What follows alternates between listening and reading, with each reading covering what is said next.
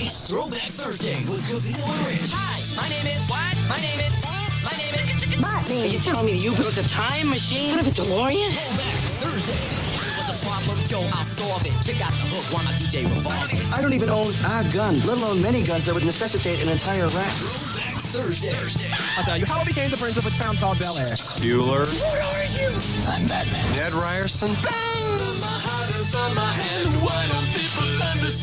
Two in the box. Ready to go. We be fast and they be slow. It's Throwback Thursday with Covino and Rich. In prison, dinner was always a big thing. We had a pasta course, and then we had a meat or a fish. Paulie did the prep work. He was doing a year for contempt, and he had this wonderful system for doing the garlic. He used a razor, and he used to slice it so thin that it used to liquefy in the pan with just a little oil. It's a very good system. Vinny was in charge of the tomato sauce. Ah, got the smell. Got three kinds of meat in the meatballs. What'd you put in there? Veal, beef, and pork. Ah, good, but you gotta have the pork. Oh, that's the flavor. I felt he used too many onions, but it was still a very good sauce. Vinny, don't put too many onions in the sauce. I didn't put too much onions, Paul. Three small onions, that's all I did. 3 onions. How many cans of tomatoes you put in there? I put 2 cans, 2 big cans. You don't need 1, 2, 3, 4. Don't mind if I do. Covino and Rich. Honestly, how do I deal with you every day? Get ready. Heard all about it on the radio. Holy mother nugget! And holy mother meatball! I'm the smartest man alive. You're so ridiculous. What? You're such a fool. Get out of here. Oh, I'm a disc jockey. What's a disc jockey? Here we go. Covino and Rich. Let's go!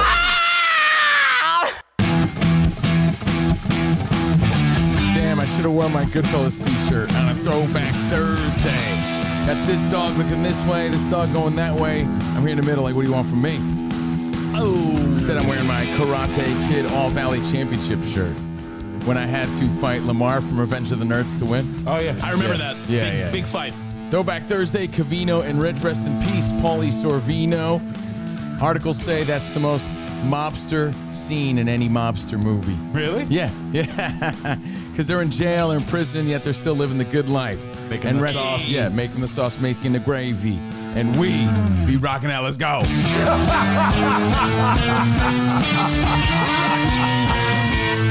Rest in peace to the mobsters. And we lost another gangster today. Not quite a mobster, more of a gangster.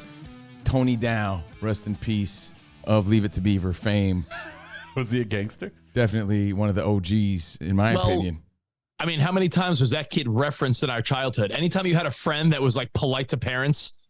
That's Eddie Haskell. However, he was best buds with Wally Cleaver. Yeah. Wally Cleaver. Rich, Eddie you're Haskell. very much Yeah, a Eddie Wally Haskell. Cleaver. Yeah, you're And a Wally Wally. Cleaver. And Wally Cleaver, Tony Dow, passed away at the age of 77. But Spot, you were telling me there was controversy. Like they announced his death the day before. Yeah, he was dead, then he wasn't dead, then he was dead, then he wasn't dead, and then he died. But I think he was. It was a situation where I think someone in his family knew he was in hospice care and was moments from going, and they heard from someone like, "Yeah, he's gone." And you know, TMZ and places could have ignored it, Spot, but I don't know why they made a story of it. To me, I think it's disrespectful. Like, yo, he died. Yeah, he was diagnosed with cancer in May. They had to make a story of it because they announced it. Like I saw the news alerts, like Tony Dow has died. I'm like, oh, Tony Dow. And then I saw again, Tony Dow is not dead. And then he died hours later. So yeah, like I don't know. It was sort of one of those like, yeah, he's dead. Oh wait, he's not dead, but he's gonna die in like an hour. So they could have just fucking ignored it. I know what you're saying. Technically, he was still alive, but I don't know. I think it was like a. Well, because probably just upset people in the family more than did any good, right? Yeah, because hospice is technically the beginning of the end, but there are people that last for a while in hospice. So yeah, I mean, but you don't go to hospice on spring break. I mean, hospice is that's what you call it a day. It's like, hey, we're they're putting you in hospice care.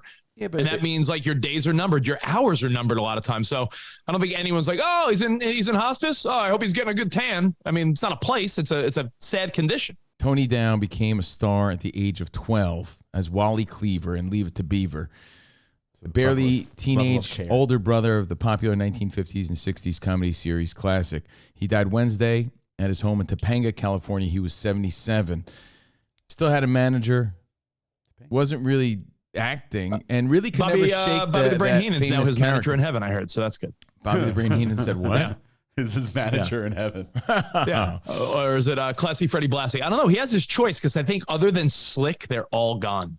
Yeah, well, I think, aside from being a child star that our parents grew up with, we would see the reruns.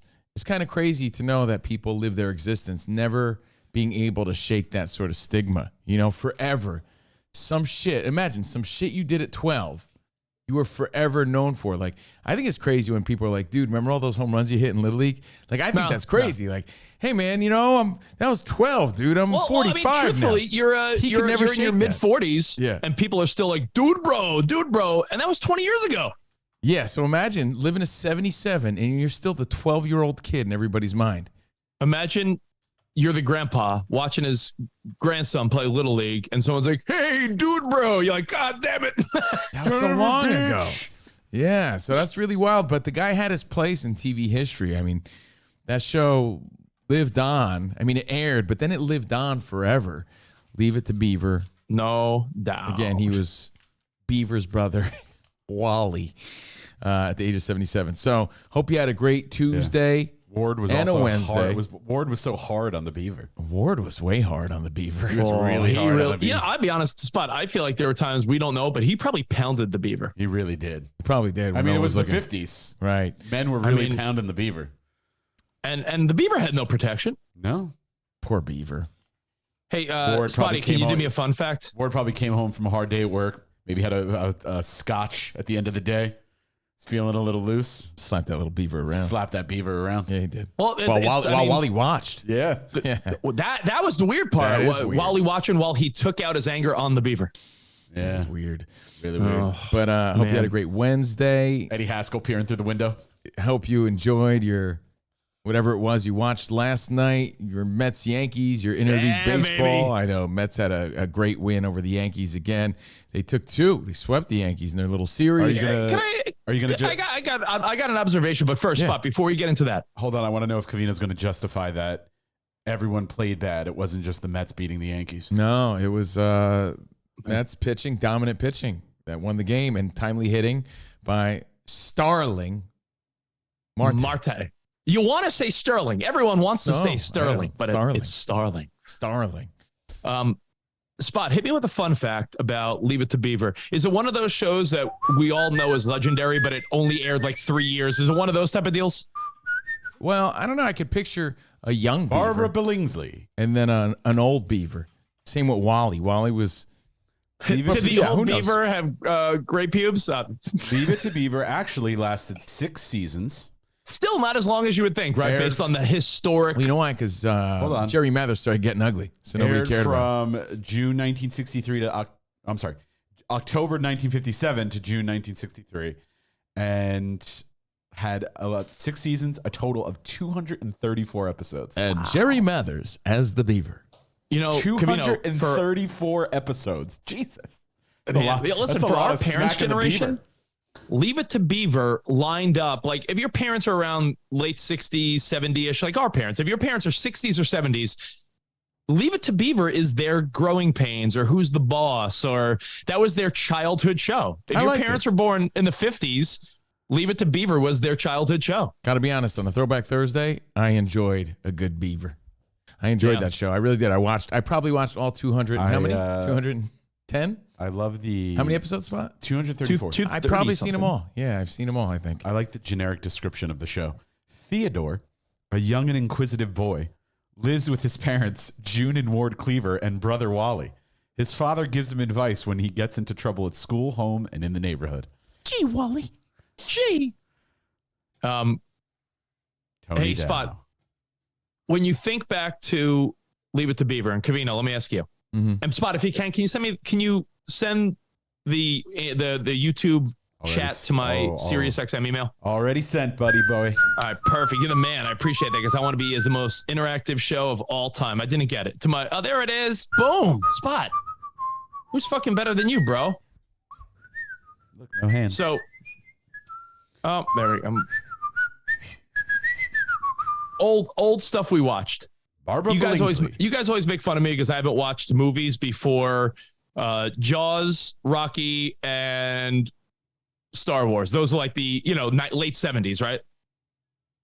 Fun fact: Leave It to Beaver, Honeymooners, I Love Lucy. I watched all those old TV shows. So while I'm like not an old cat when it comes to movies, I feel like I watched Honeymooners all the time. I Love Lucy, Leave It to Beaver. Maybe TV had a different vibe for me. Like it was like fun, family. I don't know. Do you agree that there's a different vibe of old movies and old TV? Maybe harder to avoid them, because they played them so much growing up. We saw the replays all the time of I Love Lucy and, like you said, the Honeymooners, The Odd Couple right before that, which is not as old, but still old. Since you didn't have cable, all the old shows were airing aired at night. Like, didn't they air like on like WPIX at night or Fox late at night? Yeah, you didn't have cable options. They were on network television late at night. So, yeah. But I'm with you, Rich, on all those shows. Even not as old as the Honeymooners and Leave It to Beaver, but I Dream of Jeannie and Bewitched. Like, they just replayed the shit out of those. Bro, you're naming all the shows that I know. Meanwhile, I don't know one old ass movie because my family never watched it. But you're right. I'm at grandma or grandpa's. They're playing I Love Lucy, Bewitched, Honeymooners, Sad to the Moon. Like, I know all that shit, but I don't know any movie. So I wonder if anyone else is in that realm with me where unless your family sat you down and said, here's old movies, you could have avoided it your whole childhood. But guess what you weren't avoiding? Leave It to Beaver episodes. That's probably the difference, Covino. You're right. I'm trying to think of my favorite old school TV show. But I can't believe it never dawned on me until now that old school TV was hard to avoid. Old school movies, easily avoidable if your parents didn't give a shit. Well, it's like Twilight Zone. I mean, could you really avoid that as a kid? No. Especially with the marathons as time went on. Yeah, I mean, all those shows just aired all the time. So Leave It to Beaver was always on. Of course, every show we named was way ahead of our time, just to be very clear. But that shit replayed our entire childhood, so it was very much a part of our lives, too. So who cares about, 77 Tony Dow on a show from the 1950s?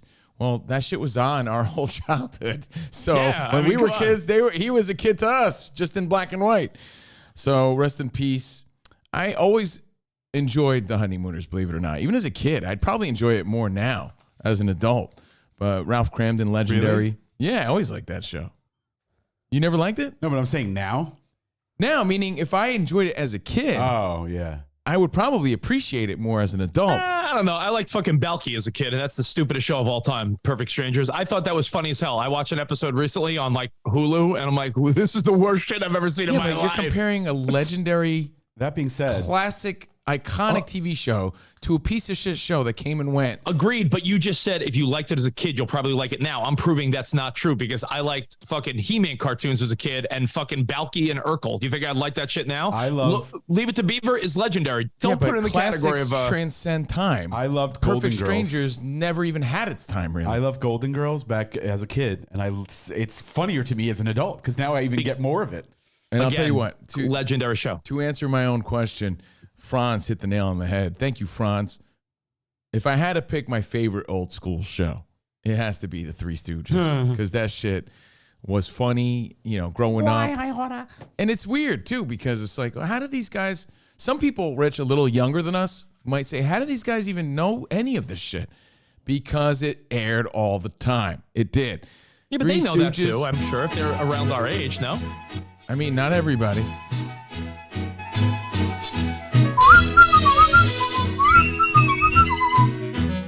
Rich would be the Larry. I'm definitely Curly. I guess that would make me the Mo. Rich is more the Mo. I just act like more of the Mo. Someone else brought up two others that I got to give him props. Who was it? I want to give him credit. Is it Jim Brown? Yo, Brady Bunch and Gilligan's Island were in the heaviest of rotations as a kid. Heavy, man. Gilligan's Island. That's a show that didn't air all that long, but Yeah. Brady Bunch we weren't far removed from, but Gilligan's Island was like 60s, so it's Gilligan's Island had an original theme that was in black and white. yeah, but it didn't and have the rest. that many episodes, yeah. if my knowledge serves me correct. So anyway, the old school mean- shit is very much a part of our life. You can only get into so much mischief on an island. Even though Tony Dow, was doing his thing in the 50s. There were only 98 episodes of Gilligan's Island compared to 234 or 263. What did I say? Yeah, you know what else was on all the time, Rich? This is just ahead of your time, though. Just ahead of your time, but along the same 234. lines of Gilligan's Island, Bewitched, I Dream of Jeannie. Growing up, I'd always see My Three Sons. Oh yeah, with the foot stomp. I don't know if I know that. Yeah, You don't know My it was Three Sons? right before your time, meaning as far as replays. That shit was way ahead of my time. They just replayed that shit all the time. Yeah. And the Partridge Family, they replayed a lot, which was even later, but still. Remember this? The feet? And it was in I remember color, the too. intro. But what's interesting is how much legs, pun intended, as we're watching these guys and their legs and their feet, how much legs these shows had as opposed to the shelf life of a show today. Because you have to seek it out. Like, you could watch some old shit, but you're probably not. You know what my dad watches now as if it's new? Everybody Loves Raymond. Really? Yeah. As if it's new. Like, man, he show's good. Raymond is good. I mean, never Raymond's watched such it, an but- East Coast. By the way, Raymond's so East Coast vibe. Like, oh, Raymond, like mom lives next door to her son and is like a yenta. Like, it's just such a very East Coast vibe. So. Probably why he likes it. I just had say to ask you yenta? about Gilligan's Island. Good. Were you glamored by the beauty of one Ginger, or were you able to appreciate that Marianne was a little hottie as well? Marianne was a hottie. I love. Were you able to appreciate both, or were you more like, of a Bob oh, Denver Ginger? guy. Like, I was more of a Gilligan always. I was more into the skipper. you like Mrs. Howell. You were hoping that she would give you some money if you banged her. Yeah, I liked Mrs. Howell. Thurston. I mean, and we all know Lovey. we all know the professor was a little foofy, right? Right. Because he had the attention of both Ginger and Marianne. I was like, no, I want to make a coconut phone. Does everybody know that Mr. Howell was No. Mr. Magoo? Yeah, of course. Everybody and knows Spot, that. and Spot said it. I've seen that meme before. It's like, yo, the professor was so gay. Marianne and Ginger were both like, Professor. And he's always like, yes, I'm very involved here. You know what, Rich? To answer your question, though, I don't know. Fashion a some sort of. I probably fell into the trap that Ginger was glamorous and hotter, as a kid. Yeah. I don't know. I really don't remember my mindset there, to be honest about it. But looking back, of course, Marianne was a looker.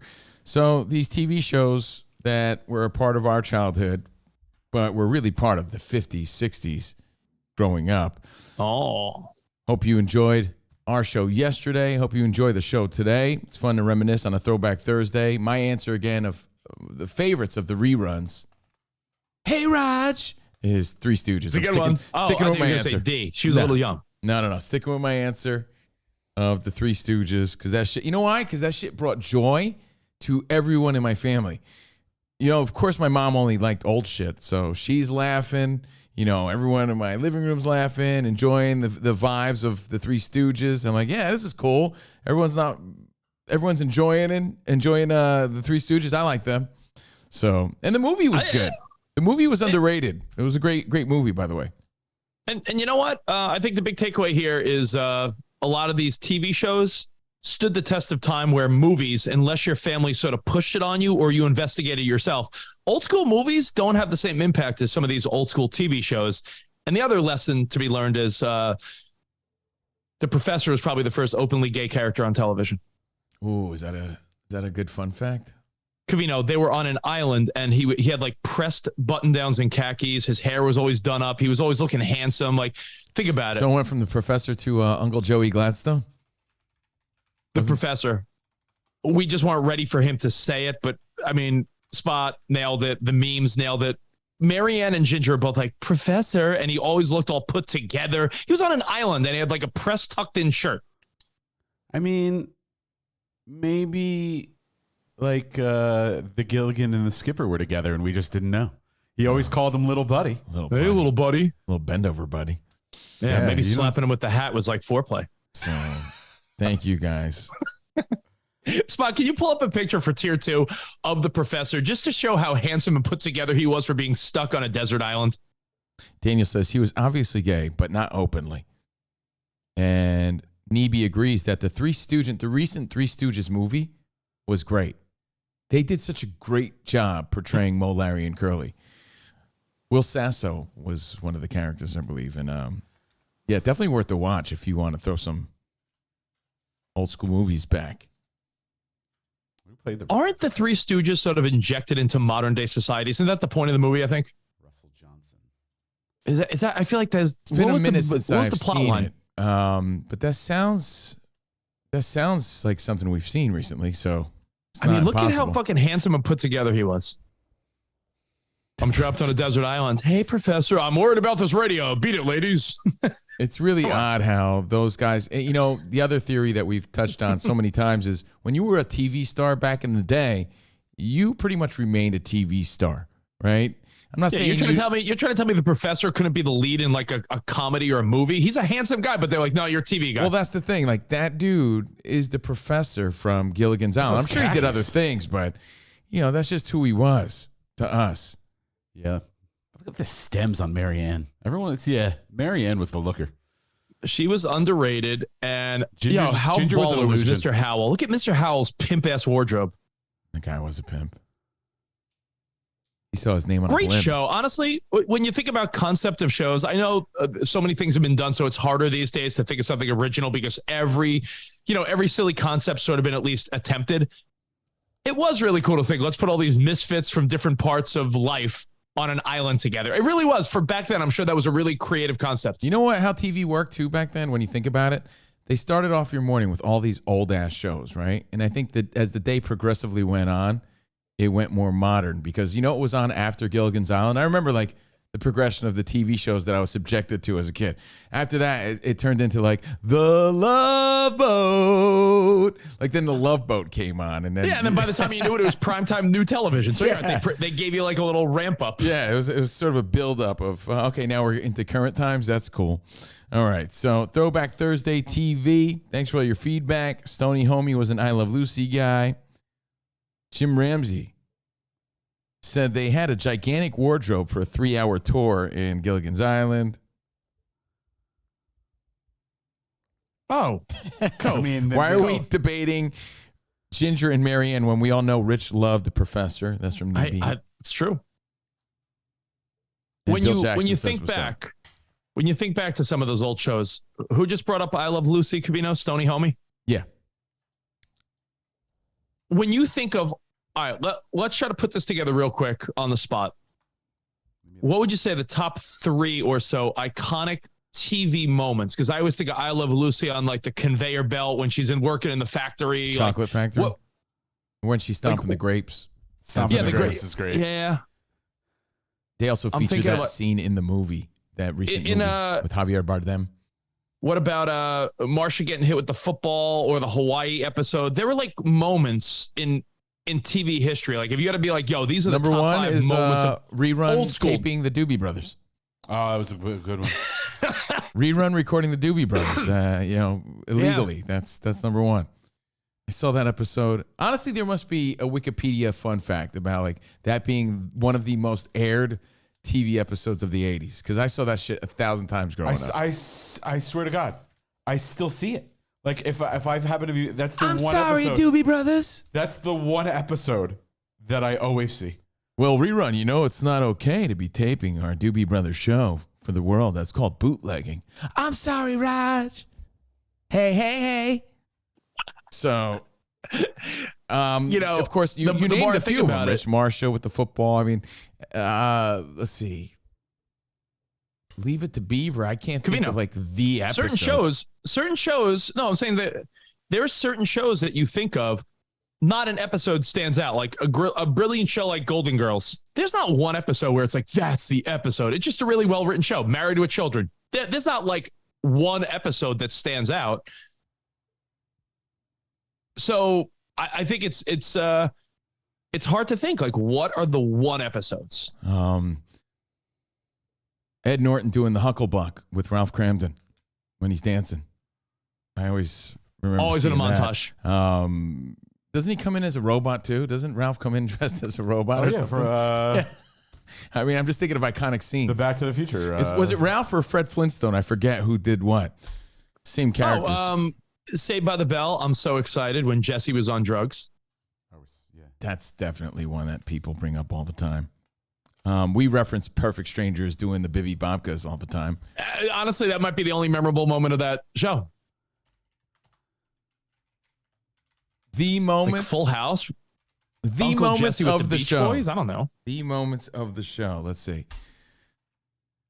We always reference, anytime we reference Growing Pains, when the grandfather died and he's jogging through the kitchen. I don't know if everyone remembers that, but that's the one we always reference. So if I remembered it and you remembered it, it might be the one. Yeah. Oh, no. Mike with the waterbed. Mike. Yeah, that's a good one. When they're all on the waterbed and it pops. Doesn't he try to, you find gum to fill the hole or something? Or am I just imagining that? Yeah, of course. No, absolutely. Fonzie jumping the shark, but literally. That's from Jim Ramsey. Hey, I always remember when Fonzie and Carmine from Laverne and Shirley got into a brawl. We talked about that recently. Facts of Life. Tootie lost her damn mind over Michael Jackson at a concert. That's from Lisa Paraggio. Yeah, certain moments stand out of those old school TV episodes. I mean, a lot of times too, like it's pretty obvious, but the finales. Oh, remember that episode when Dudley got diddled? Oh, that was a good one. A very special Different Strokes. Yeah, by the bike shop owner. And honestly, dude, I've mentioned this in the show before, but I would watch reruns of All in the Family, and there was one where Edith got raped. Oh, remember that? Yeah, it's like, ew, what do I want? Like, as a kid, you're like, first of all, I was like, it was beyond my comprehension that anyone would even want to get with Edith. You know, I'm like, what is going? I was just as confused by that. But then I'm like, what am I watching? Oh, she's getting like put in this really awkward situation. I'm like, where's Meathead? What's going on? What about Who Shot JR? Yeah, legendary. Oh, yeah, that's classic cliffhanger action stuff. I didn't watch that shit, but of course, as an 80s kid, you remember that stuff. You brought up Different Strokes. You know what I always remember, and I guarantee it was so cool to me. That was a different stroke. It was so cool to me because it was a crossover. But do you remember when Arnold and Michael Knight and Kit were on the same episode? I think like Arnold went to Universal or something. Well, you could say any crossover because all the crossovers, whether it be cartoons or on TV, always stood out for sure on a Throwback Thursday. You know, the Globetrotters were on Gilligan's Island, weren't they? And they were also on Scooby-Doo. So, that's probably the most famous Scooby-Doo episode, I bet. Because those are the ones we remember. I don't know if those are the ones we remember or those are the ones that they played all the time. And probably based on research because people were tuning into those. So maybe a little mix of all of it.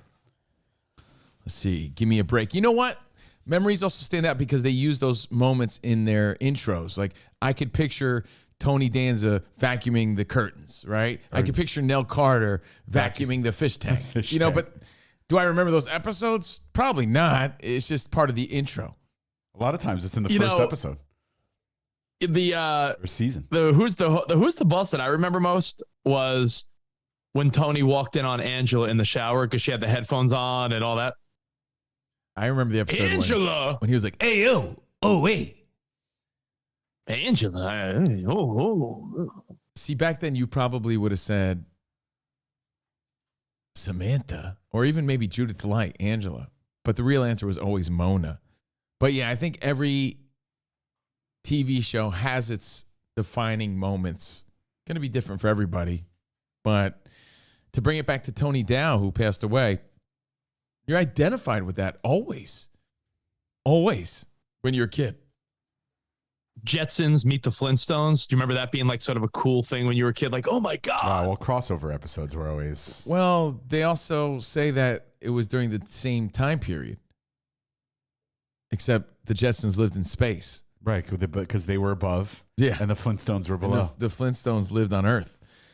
So there you have it. Some old school TV reminiscing. We'll still get your feedback too. Appreciate that at Covino and Rich. And you can text us 412-267-7469. And if you're streaming on YouTube, of course, we have the YouTube live chat. A lot of people still confused about that always. If you want to chime in live. Where are they reading the feedback? Yeah, reading the feedback. Try to read it from everywhere, but the live feed on YouTube is easy because it's in real time. But we appreciate that, guys. Whether you're texting us, Discord, Facebook, either way, we read it. It might be later on today, but we read it all. We appreciate it. So, speaking of cliffhangers, like Who Killed JR and Greg Brady in Hawaii. We left you on a cliffhanger yesterday talking about vehicles. The Hawaii How episode. cool, by the way. Yeah.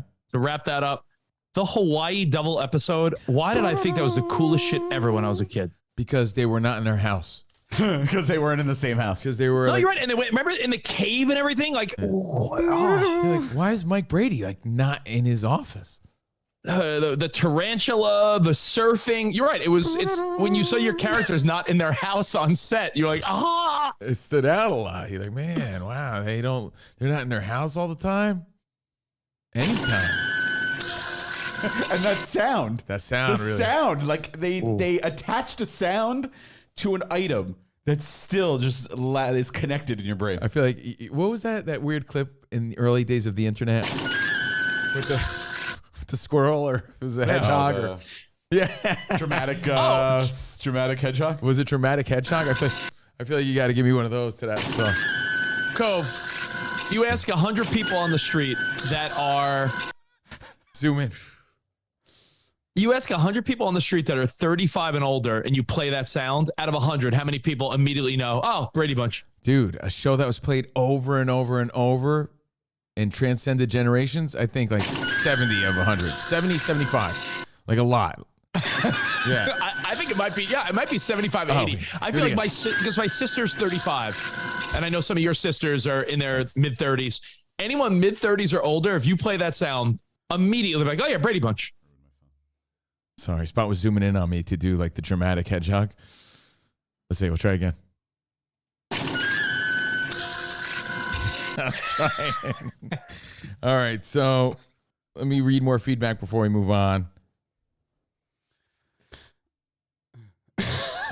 Boy Meets World Halloween episode was creepy when they were in high school. It's from Chris Frey. Corey goes back to the 50s. And he's Brad Pitzer. That was the weakest Boy Meets World. That's from Daniel. I didn't watch a lot of that show. Yeah, it's not your thing. I remember my siblings watching it when it was out. MacGyver and the A-Team were very cool. That's from Jason Nichols. But again, those were like 80s shows that were just on. If ringtones weren't the lamest thing, Gabriel, I might want to have that as my ringtone. Which one? Oh, that, yeah. Gabriel brings up a really good one that I remember too. So he's right on track. It stood out to me. Good Times when the dad died. When John Amos died, you're like, what the fuck is this? This ain't good times. This is the bad times. But John Amos died when Penny gets burned, when the neighbor dog food meatloaf. I don't know what that means. But yeah, when any like significant character died on a sitcom, you're like, it stood out for sure. Didn't Carol's boyfriend die or something on Growing Pains? Yeah, it was Matthew Perry, remember? Oh, yeah. Or on 90210, remember the kid with the cowboy hat shoots himself? Oh, yeah. Russ spinning the gun or some shit, right? Yeah, those are the ones that always stood out back then. So and everyone pretended like they were friends with him. Yeah, and they everyone treated him like shit. Only Brian Austin Green liked him, right? Yeah. He was the only real dude on that show. And, of course, our good pal, Luke Perry. Brian Austin Green keeps it real. He does keep it real. So yesterday we left you on a very Brady cliffhanger. By the way, speaking of that, Andrea goes to my yoga studio. Shut up. The one with the glasses? Yeah. Andrea Zuckerman. Wasn't she 45 back then? She was 45 back then, so she's like 85 now. Holy shit. Stays in shape. What'd you spot? So wait, do you adjust her? She doesn't take my class, but I've seen her in class. She had a dumpy or no? No.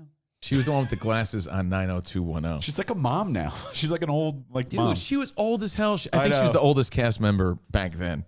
That's a lot of people are moms spot when they're like over 30 something. No, So but I mean, she's like, a mom. she's now. you know, like I think when I say that, I mean like I think of like our moms. Like, she's like our mom. She looks like one of our moms. Yeah, dude, she's old as hell now. That's what I meant. I'd still take Jason Priestley over her, I think. All right, Yeah. so I've seen him too. I've seen him at Ralph's. for real? Yeah. How'd you know the sideburns? Yeah. Nice. That's a weird Ralph spot because you know who I've seen at your Ralph's? Who? Mr. T, and I've also seen John Lovitz. He lives in the neighborhood. I've seen John Lovitz. I'll get some turkey breast, fool. So true. No, I saw him in the butcher line. He was like, "That's the ticket."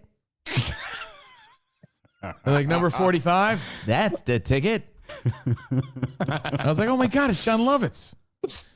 So, talking about vehicles, this is where we rely on the Carls and Carlitas, the Covino and Rich listeners, because we're not car experts. But I'll tell you what, I love a nice car. I love going to a car show. And by the way, let me give a quick impromptu shout out to Tony and the crew, Jamie Kelly, Tony and the crew, StreetTrendsMetalArt.com. They're having a car show August 7th, Rockland, Massachusetts. The Summer Send-Off Car Show. The Summer Send-Off Car Show, August 7th, Rockland, Massachusetts. And they're filming a movie. Should be a good time, they said. So Jamie Kelly, shout out to you. Tony and the crew. What's up, Jess? I love a good car show. I love a nice car. How could you not appreciate a nice car? Throwback car, new car, whatever. A new car! I still get a thrill. I love the smell of a new car.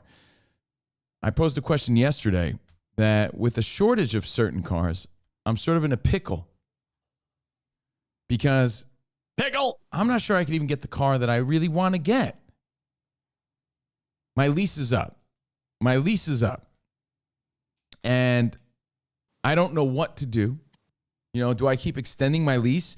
These car companies, the dealerships are so desperate. They normally say, no, we don't extend the lease, or we'll give you one courtesy extension. But they just keep allowing you to extend and extend. I've extended my lease, I think, 3 times. Damn. So 6 months every time. At this point, Covino, you're probably like, man, I should have just bought this car. Now at this point, it's like, well, no, it's like you essentially have been paying for how long have you had it? This is 4.5 years now. Yeah, I think. if you would have bought it, you'd own it in a year and a half. What's your buyout on that? I don't know yet, but the other trend is to buy the car and you could probably sell it for more. A lot of people are doing that, right? They're buying out their lease or just buying the car and then they're selling it for more because there is a shortage and it's just the way it is right now. But my question yesterday, when I find myself in this pickle of, well, what do I do? Because I really don't care that much anymore. Although I appreciate a car. For me, it's just a commuter. For me, it's just a work car. It's not a show-off car. For me, I'm like, I just need something to get around. Well, the reality of it, though, Covino, it's always a work car. When you were younger, you also wanted to show off. Everyone's car is a commuter car, buddy. No one's cars are like, that's really what everyone's car is. I completely disagree, man. Like my brother and my dad, they beat up cars because they drive around all day. It's their work car. They work in that car. You know, they're in that car all the time. For me, that's kind of all it is. Like I'm not using it really much for anything other than to get to your house and to pick up my kid. No, of course, and I'm not trying to argue you. I'm just saying everyone, unless they drive for a living, everyone has a quote commuter car. It's just you're saying it in a way where it's like justifying why it's not the nicer car you may want. Everyone's commuter car. Anything, dude. I'm just telling you that for what I need it for, it's very practical, and I don't care about it. Like my Mini is a commuter car because I commute with it. It's an old car, but it's what I wanted, and it's a fun car for me. It's not like a brand new, nice, sweet. But my parents Lambo that I'm driving down the highway. Yeah, but it doesn't have to be a Lambo. But my parents always had my dad's car, who he beat the shit out of because he put miles and miles and miles and miles and miles and miles on it. But then like the family Sunday car that we drove around in, so it's not like an off the wall, expression. Could I afford a Lambo? Probably. But I like my car because it gets me from point A to point B and I have fun in it. Even though I feel like I spent as much as a Lambo on it to fix it up. Lambo Jackson. That's another story. So the question I left you on the cliffhanger with yesterday was, how lame is it? Because I already got the car that I want, kind of, when it comes to the Honda Civic. But is it lame to get the same make and same color? That's why I'm okay keeping it. I got the Honda Civic, 1998, right? They really haven't changed it much. I mean, they have. Not really. Not the new Civics. The style has changed. Not really. The bodies are pretty much the same. I'm sorry. They changed the wheels a little bit. You know, there's different options. You mean 2018? Oh, did I say 98? You said 1998. Well, you know why I had a 98 Accord? I had a 98 Honda Accord. I was going to say, if you don't think they changed that shit from 98 until now. I was in a fucking Throwback Thursday time warp for a second. I'm serious? No, I had a 98 Honda Accord. Civic. It looks the same. So I have a 2018 Honda Civic. But when I got it in 2018, there wasn't a shortage. You know, there was no issues. I got the color and the model that I wanted, right? It's a dark charcoal, dark gray Honda Civic. It had the rims that I liked. It had all the features that I wanted. It's essentially the one I wanted. So if I got a new car, there's a good chance that I might not even get the one that I want. And if I do get the one that I want, it's going to be the same fucking one. So my question is, how lame is it to get the same color and make of car? When you get a Type R. Oh. When to switch it up, I'm not getting really the color that I like. Let's say I got a black one or a silver one. Those would be colors that I would be okay with, but it wouldn't be the one I like the most. I got the one I like the most right now. So what would you do in this situation? And I know Rich had like a second tier question to. I mean, I have a clear answer for you, but I feel like you're going to be like, yo, bro, commuter car. And I feel like you're going to get aggravated. Okay. Yeah, but you're like dead set on you're right about it. Like, I mean, I'm a grown up. I could have a nice car still if I want. If you're, you know what I mean? Like, why don't you get that? That's a car that I'm just putting miles on and I don't care about. Like, it's only a commuter car if you have a nice car. If you don't have a nice car and a commuter car. Like, and I do. Like Jordan's car, she has a Lexus. That's our nicer car. Guess what we drive 90% of the time? Is the Lexus mine? Is the Lexus as hot as Sophia? Yes, hotter. It's a nice, really nice car. Really nice car. It's not like our dream car, but that would be the one where we reserve it for, I don't know, a nicer night out. So it's not like some crazy sort of concept that you make it out to be. It's just you have a nicer car and one you just beat up on. This is the one I tend to beat up on a little bit. If this is the one you beat up on. Yeah, because I don't own it. You know? Then why would you not just buy out the lease that you had? Because you've paid 5 years of payments into it. It's an option. Why would you not just buy if it's really just in your mind a commuter car that you don't care about? I got my answer. Then the obvious answer is to, it might make the most financial sense in the long run, especially when I could probably resell it more from what they'll actually give me for it, which is nothing because it's a lease. But I just don't want that car. I don't want to own it. I don't want the problems and headaches that are going to come with it in the next 3 years from now. Do you call your car Beaver because you beat up on it? Yeah, I call it Beaver. I do. Wait, hold on. A 2018 Spock. Can you look online right now? Yeah. A 2018. You want me to Kelly Blue Book it? I mean, that might take more time. I was just going to say, look up what a Honda CRV, a Honda Civic 2018 with Covino. How many miles on it? You've had the car 4 years, 51,000. 50,000 miles. All right, 51. Let me Kelly Blue Book it. All right, it'll take a 2018 seconds. Honda Civic with 50,000 miles, and then deduct roughly your payments of $300 $400 for the last $237. That's why I'm like $237 a month without insurance. Obviously, that's the car payment. So it's like, I kind of want to just keep riding that out for as long as I can. Yeah, but why would you? But use your financial mind for a minute. That's stupid. Why? I put $1,500 down. Who cares? I've been renting this car for a cheap payment for 4 years. Why do I want to be so quick to just throw another $2,000 down for another rental? 51,000. Yeah. Yeah, but I'm saying buy it. I think you have the right. That's the right answer in this conversation. I'm not debating. So why that, you but I arguing? don't want buy it, that and then if you don't want it, sell term. it, and then maybe. All right, so that's fair. LX, EX. I have the the basic, most basic. No, not the basic. The middle one. The EX. The EX. Yeah. Oh. What does it say? Do you have navigation? Yeah.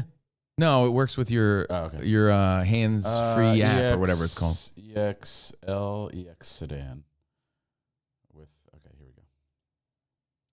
But that is the trend. That would be the proper answer. Buy it out, and then I resell it when I'm just ready.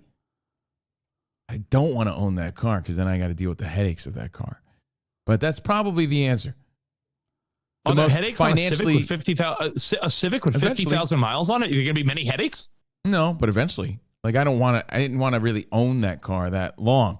But when I tell you, like, well, it's the color and the make that I wanted, then it probably makes sense. Or I could just jump in a new version of that when they have them in stock. I've always been a fan of leasing, Covino. When every 3 years, Spot talking, I can't hear. Sorry, yeah, I said, did he ever replace the door? By the way, switch on the original sound. Did you ever replace the door? Mm-hmm. Oh, okay, so you replaced it. Mm-hmm. Okay. Your trade-in value is about $18,000. That's the trade-in value? Mm-hmm. Your private party seller value is about $19,000. And Spot, do 237 times, do 240 times 48. What's 240 times 48? That's $11,520. Plus, you probably put $1,000. Did you put any money down on that car? Like $1,500, yeah, something like that. So you probably owe less than $5,000 to buy out this car. Yeah. Why not just fucking buy out the car? Would be your remaining amount, or $5,000, and then just sell it. Or just keep it and then sell it when you feel like you want to get something different. That's probably, I can't debate that. Especially when the thing is, I just don't want to own it and just say, like, I'd rather just sort of give this thing back. But with the shortage of vehicles and not being able to get the one that I necessarily would want, and by the way, and I kind of already got the color and the make and the model that I want, it makes the most sense. I'm just debating and giving you all the angles of my thought process. That's all. And that's the Kelley Blue Book value. That doesn't necessarily mean that you can't sell it for more if there's less availability. Like, I have a Chevy Volt. Mm-hmm. They not only discontinued it, but didn't really add much to it. But they're still, and get a new one. They were like, oh, you're better. This car is going to cost way more. You're better off keeping it because people are turning around and selling it for more than it's worth. That's the biggest trend going on right now, guys. So, Rich is probably giving the best advice considering the situation that I'm specifically in. Because it's not like I could, hey, you know what? I always wanted the black one. So I'm just going to jump into a new lease. A, they don't even have them. B, like, is that even the most sound sort of decision in today's market and the way things are? I'll tell you what I did because I do have an update. I don't just have a question. I have an update for you. Let me address something Jim Ramsey said. He goes, leasing is nonstop payments. It goes against Rich's, quote, strong finances outlook usually. I would say buy it, even if it is a transition or commuter car for you. Here's the thing. I think leases are great. I don't compare leasing and buying a car to buying and renting a house, because when you rent a house, it's throwing away money. When you buy a place, your equity in a house is always going to go up. The minute you buy a car, it drops in value. So owning a vehicle is not like some huge fucking great thing. If you want to get a new car every 3 years, I love leasing. But if you're saying, well, I'm going to stick with the same Honda Civic. If you told me, yo, dude, I'm going to get rid of my Civic I was ready to get rid of this in 3 years. The pandemic happened. That's why, that's why it's a different thing. Because my thought process, let me make it clear, is right on track to what Rich is saying. After 3 years, I'm good turning it in and just getting something new. I really didn't care that much. But that didn't happen. I paid another year and then a year and a half. It just sort of carried away. The COVID situation and people working from home and everything. You're like, what do I? It made no sense. I get it. But what I'm saying is, I'm all for leasing. Same. If you lease for the reason of, I like a new, different car every 3 years. Agreed. If you're like, hey, I'm going to get a Tesla. I'm going to get a truck. I'm going to get an SUV. I'm going to get an Audi. Oh, now I'm going to get a Honda. That's where leasing is awesome, because you could get new things. But if you're going to get the same ass car, then what the fuck are you leasing for? Just buy that car and have it. So that's probably the long-term answer. And I'll tell you what the situation currently is and how it stands. Car companies are so desperate for your business that they'll say, well, you've already extended your lease, sir. We don't know. We already gave you one courtesy. I'm like, yeah, and you gave me another one and another one. Are you willing to give me another one? Well, I'll have to check. They have to check with the deal or no deal guy that's up top.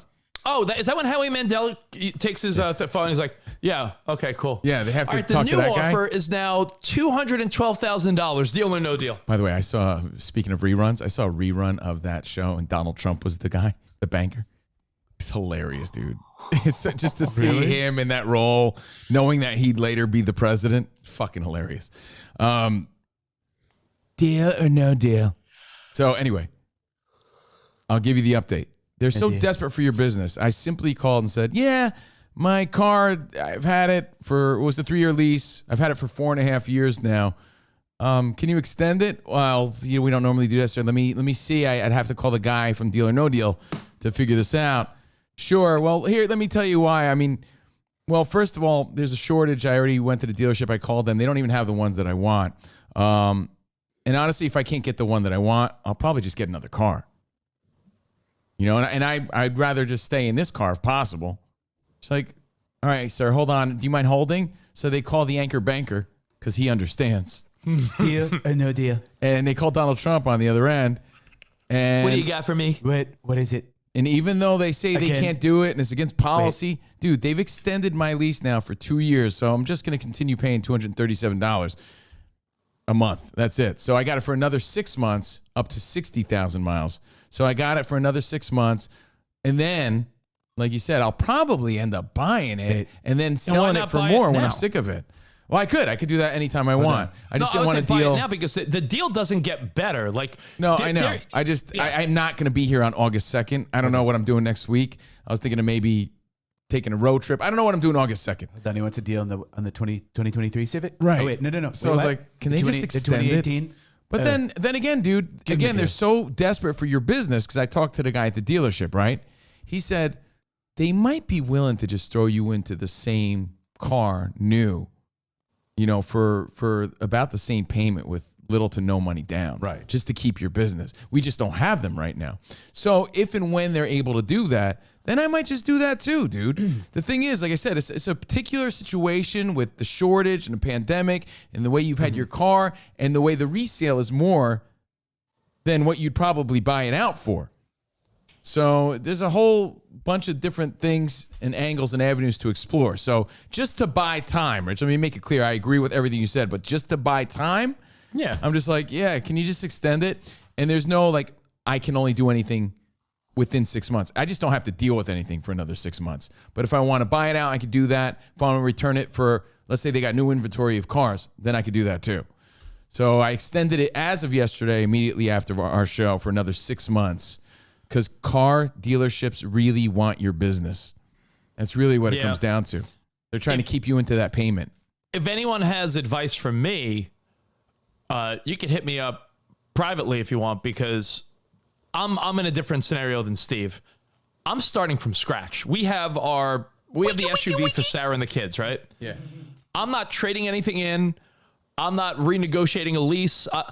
I'm going to a dealership, straight up, brand new customer. Wide open to any vehicle, from a Tesla to a BMW to a Honda to a Toyota to anything. So I am a brand new, wide open customer. This does and turn I'm just back. wondering what strategy I should use as a brand new. I haven't been a brand new customer in a decade. But Rich is such a basic Rich that it does sort of tie into what I posed before, because like I said, if they did have an inventory, right, Rich, and they were willing to get me in a new car, I'd probably just get the same one. And that's fucking boring. And you've done that time and time and time again. Yeah, How I did many a couple black times in my fucking 20s. boring BMWs can you get? You know what I mean? It's the same car. It's a beautiful car, but you've gotten the same make and model every time. The last BMW you had didn't even have CarPlay. It's like... it's because they didn't have it then. They did. My car had CarPlay, and it was older than yours. BMWs didn't, yeah. Yeah, BMWs don't have that. It's like some sort of partnership. Maybe the new ones do. I don't know. Point is, I'm not saying I'm necessarily going back to BMW. I'm open to commuter car, Lambo, all the way up to Tesla or Mercedes. I'm sort of just going to scope out everything, but I'm just curious if there's any strategies in this time of post-COVID cars, shortages, yet they want your business. If anyone has any strategy, please hit me up, because like I said, I am going in the spirit of this Throwback Thursday. Get a DeLorean. Yeah, there is no there is no immediate urgency, but I'd like to have a car within 4 to 6 weeks. And in that 4 to 6 week window, I'd like to have a car. You know what? Realistically, I'd like to have a car by September 1st, maybe October, right? Lease or and buy? it's like, Does it matter in this story? But say it again. Lease or buy? Probably lease, right? Lease or buy? I would say probably lease. Okay. Yeah, probably lease. So I'm just curious if there's any strategy where it's like, hey, you guys need my business. Do I go in cocky? Do I go in like knowing that everyone is I short would of things? say Like, what's the strategy? You're in the clear advantage. You think so? And that's rare. Yeah, But I you're think, also dealing with supply issues. but you're also dealing with, you have to be willing to take what they got. Yeah. That's Oh, again. my friend, blue. Women love blue. Right, right. So if you're willing to like jump into a random blue car, Sir, would you like a maroon? We have the Tesla, but it's in maroon. I take it. Like, I might have to be like, okay. nothing wrong with those colors. Not trying to offend anybody. No, Just I saying know. It might not be Rich's first choice. Oh, dude, you know what? I'm sorry. You're right. Can I correct myself? I don't want to offend anyone ever, because the fact that I joked about El Paso being the butthole of America, yo, how sensitive could people be where they're like, yo, I've spent some time in El Paso and you're like, you really hurt a lot of feelings. Jesus, like, is that the stage we're at now where people can't say anything joking? Yeah, some dude said he's quitting because of that. Dude, I mean, my goodness. You need to ask yourself too how you're going to use the car. So if you're going to be if this is the car that's going to be used on road trips, Rich doesn't believe in commuter cars. Right. It's just a car to Rich. if this is going to be the car that you're using to drive to and from Texas, All cars are commuter cars. let me tell you, you're There's not. no Well, they are. Covino, 95% of people drive to and from work. You know the difference. There's one car that's like, yeah, that's my fucking luxury car. It's like sneakers, bro. You have no concept of what I'm talking about. It's like you have beaters and you have fucking ones you wear on special occasions. It's okay to have a nice car, but one that you fucking run around town. My beaters are always the What's same. the difference? No, they're not the same for me. You guys are cheese weenies. That's why you don't Rich, get what I'm saying. Ask yourself. That's a good one. Ask yourself how you're Trying going to to be use nice. this car, because if it's just going to be a commuter car and you're going to drive around the area, fine. If you're going on long distance trips, I do not recommend getting a Tesla, because if you're going to be driving with kids, you are not going to want to be stopping for half hour, 45 minutes at a time. This will be my car. driving. This will be my driving to Fox here and there, to Sirius XM, driving the kids to school, shit like that, around the neighborhood, running errands. Like, this will be the car the reason I'm thinking of electric is Sounds because like it's a also commuter one that car I to me. I'm not going to be driving, long distances. If we take road trips, it'll be the SUV with the kids. And you have a house, you can get the infrastructure in place for charging. It's like do an electric vehicle and you'll cut back on costs. If you guys wonder why people unsubscribe, today's a perfect example. Get the new the Mach 3. Rich is putting down cities where a lot of listeners live, saying listeners are too old to know what's going on. Jim Ramsey. And shitty countdowns. That's from 915. I don't know where 915 is, but he doesn't like that you're making fun of El Paso. Look up 915. Or maroon cars. 915, probably El Paso. You know how many maroon car subscribers you just pissed off? Oh, Jesus. I'm so sorry, guys. Pardon my opinions. Rich, I think you go in there with a fucking Vince McMahon. El Paso, Texas, 915. Oh, no way, really? Yeah. Swear to God, that's funny. 915, El Paso County, Texas. I think you go in there with a strut, and if you're willing, I don't know if I want to go in like Vince McMahon anywhere these days. That's true. Maybe Ric Flair strut. You then. know what you could look into, Rich? If you don't want to go full electric, plug-in hybrids. They're getting better and better. Where you get Spot. I'm sort of jealous of the car that your wife has, the Chevy Volt or Bolt, or it's the Volt, where it's like half, you could back up on gas if you need to, but it's electric. Yeah, and it covers enough distance. Like the Volt, we got the Volt specifically because of the plug-in hybrids. It had the longest distance. It gets about 50 to 60 miles per charge, and it covers to and from work. She never gets gas. That's pretty dope. How about when she eats cheese? A beef and bean burrito. What about when What about when we come over to your house and she puts out that platter of like brie and different types of cheese? You know, she's not lactose intolerant. The brie and jelly platter. Fig and jam. So car dilemmas. We're all in a different situation due to the shortage and pandemic and their inventory and again how much they want your business in today's market.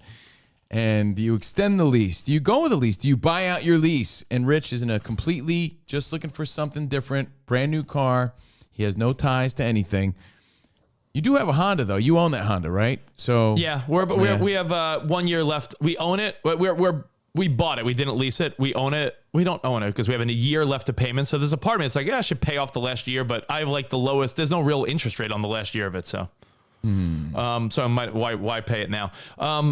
What I was going to ask you is perfect timing. What I should probably do, the fact that I'm in New York, I should probably just run by Teddy Nissan in the Bronx. Do that. Yeah, do that. You had a great experience there last time.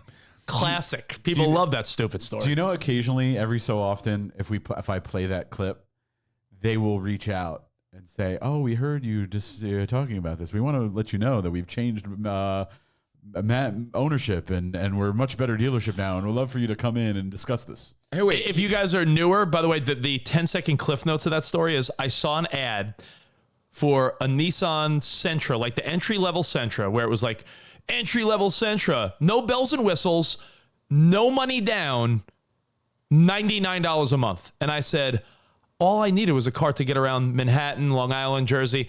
I was like, I don't need bells and whistles. My credit, I know, will not be a factor because I have good credit. So I was like, I went in there and I'm like, I want the $99 Sentra. I don't give a fuck about the color, this or anything. I just, boom. And Spot and I were there for what, Spot? Hours? 5 hours. 6 hours, maybe. I lost count. And they're like, all right, you got it, sir. It'll be like a $99 payment a month. I'm like, perfect. And then right before they roll out the car, drive it out to pick up, they're like, sir, we just did the numbers and talked to the bank and this and that. All right, so it's going to be, so with this, that, and everything, going to be end up $239 a month. And I fucking lost my shit. Now that I listen back, like, you're a fool for ever believing the ad in the first place, right? I mean, that's just foolish. But I went in to call them out on their ad. Yeah, but you went in there with the intention of proving them wrong? I doubt that. Because I went in, I was like, is this possible? And they're like, yes. I'm like, but dude, I don't know. Yeah, it's never possible with the ad. Like I said, from the start, you were fucking daydreaming. Wishful thinking is the term I was thinking of. Just like you had the right answer for me, like the right answer wasn't necessarily the answer that I want, because I don't want to own my car, but financially is probably the best option, right? So I'm not debating it. So Sarah calls that the restaurant theory, where you'll ask the waiter, like, oh, what do you recommend, the cheeseburger or the cheese steak? And they're like, oh, the cheese steak. And you're like, the cheeseburger. Yeah. So yeah, you gave me the right answer. In today's world of, what do I do with the lease? They're extending it, and if I extended it so long, just buy it out, and you could resell it. Like, to me, it sounds like a fucking hassle, and I don't want to own it. Yeah, but sometimes making the right money moves. Yeah, but remember my original mindset when I got the car. My original mindset was, I just want to get out of this car in 3 years and get a new one. But they don't really have them, and they're more expensive, now. Yeah, but the fact that this car is in your possession and you have the ability to buy it out, you have the ability to make a few grand easy on a resale if you wanted to. It's sort of like Covino. We're known for our prime rib. Would you like the prime rib? No, I'm gonna get chicken teriyaki, thanks.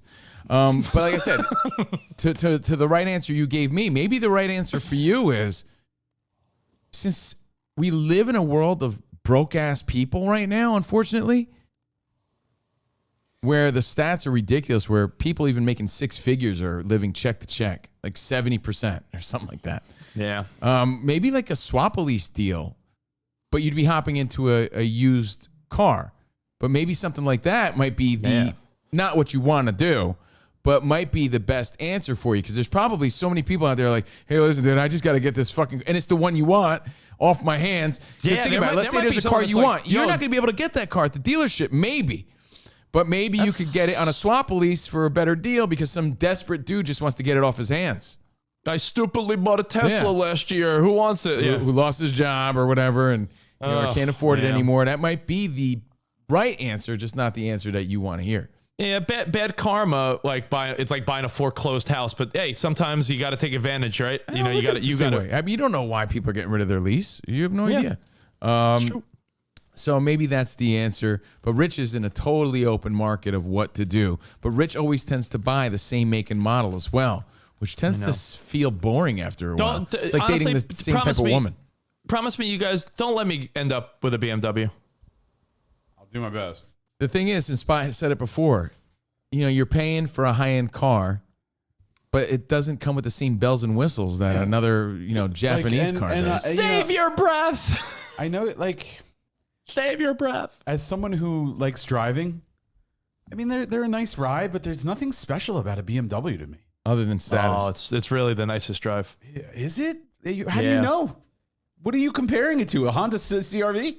I don't know. I've driven a bunch of other cars, Spot. I've driven friends' cars, other Name cars, them. rental cars, my wife's cars. I've driven Covino's car, your car. BMW just has a really tight ride. It's like I don't know. I just like it. That's all. Honestly, I think my Chevy Volt rides just as smooth as a. I like your Chevy Volt. I think your Chevy Volt is a very smooth ride. Get a Chevy Volt? Don't they not make them anymore? They don't, but you can buy them. I looked up the 2017. I think mine's a 20. Yeah, the 2017 is still selling. It's selling for $28,000. Jesus. And I paid like $33,000 for it after incentives. All right. Well, I'll look into it, and like I said, boom. I have another question for you based on something really silly. Yeah, BMW is a driving experience. That's their slogan. I mean, I've had like 4 of them. I can't say I hate on them. I love them. Yeah, they're really like a good ride. Shit, I paid for like 2 of them. I didn't even drive. Yeah, overrated. BMWs are overrated to me. Way Dude, overrated. I had 4 of them in my life. Never had one problem. Great customer service. Ever. Can't deny that. Their customer service is far superior Yeah, to it any really other is. company. Their service is next level. And yeah, it pays to go with Hayes. I've had a great And experience. think about it. Even Larry David Guys, goes look, back you into guys- the BMW dealership for the free licorice. But you guys have even said like you don't really know cars, so like you just know the name. You just know it says BMW on it. That's how it. it looks, you know. But you're right. It doesn't have all the cool shit that some Hyundai might have. A new Kia might have. See those Kia Stingrays? They're not even the new ones. They're fucking fire. Cars, what to do? It's an ever-changing sort of dilemma because of where we are in the world. There's a new car coming out. The 9-inch that nails I car? saw our buddy Ross, sailor Captain Ross. You know Captain Ross? Yeah. Buddy Ross Prout. Aloha Sailing Company. I feel like Shout him out. the new Kia logo looks like the 9-inch nails logo. He signed up for a car that is electric, but will have the roof is going to be solar paneled, which I've been saying I want forever. I would love an electric car that just had, because we live in California. There's fucking sun everywhere. So imagine just getting a constant charge from the sun as you're driving around. It's pretty cool. It's a Fisker Ocean 1.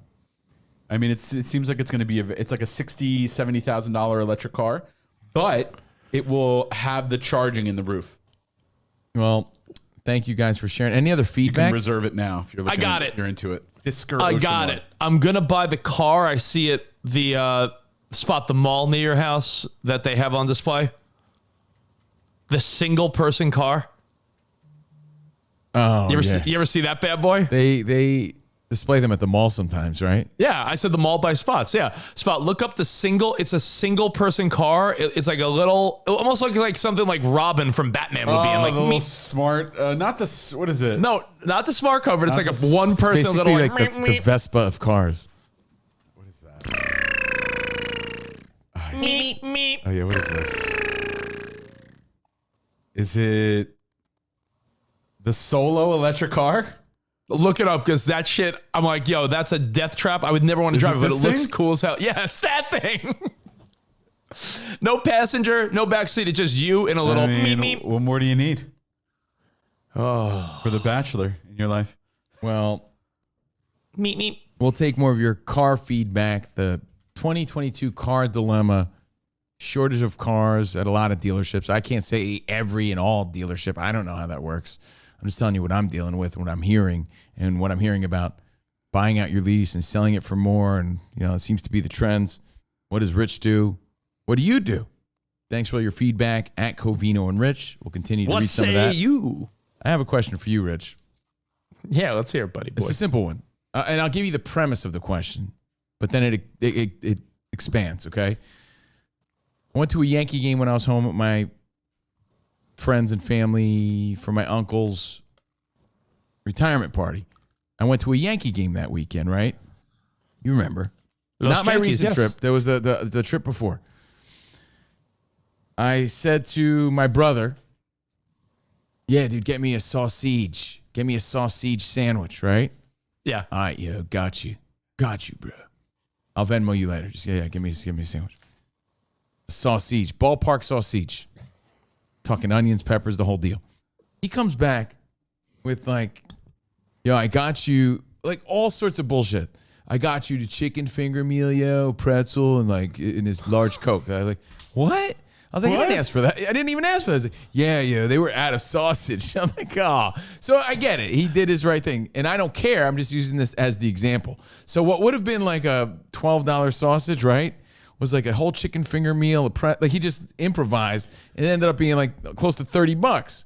If you want my honest opinion, your brother probably saw that the sausage was a separate line and stand. I think he said that too. He's like, the line was mad long. Maybe that's what it was. Yeah, because Either way, it wasn't the Premio sausage stand at Yankee Stadium or Citi Field is always not usually with the other. It's its own stand. So your brother's like, well, fuck that. I'm not staying on a separate line for Steve. And I probably told you this when it happened. We just never got to it.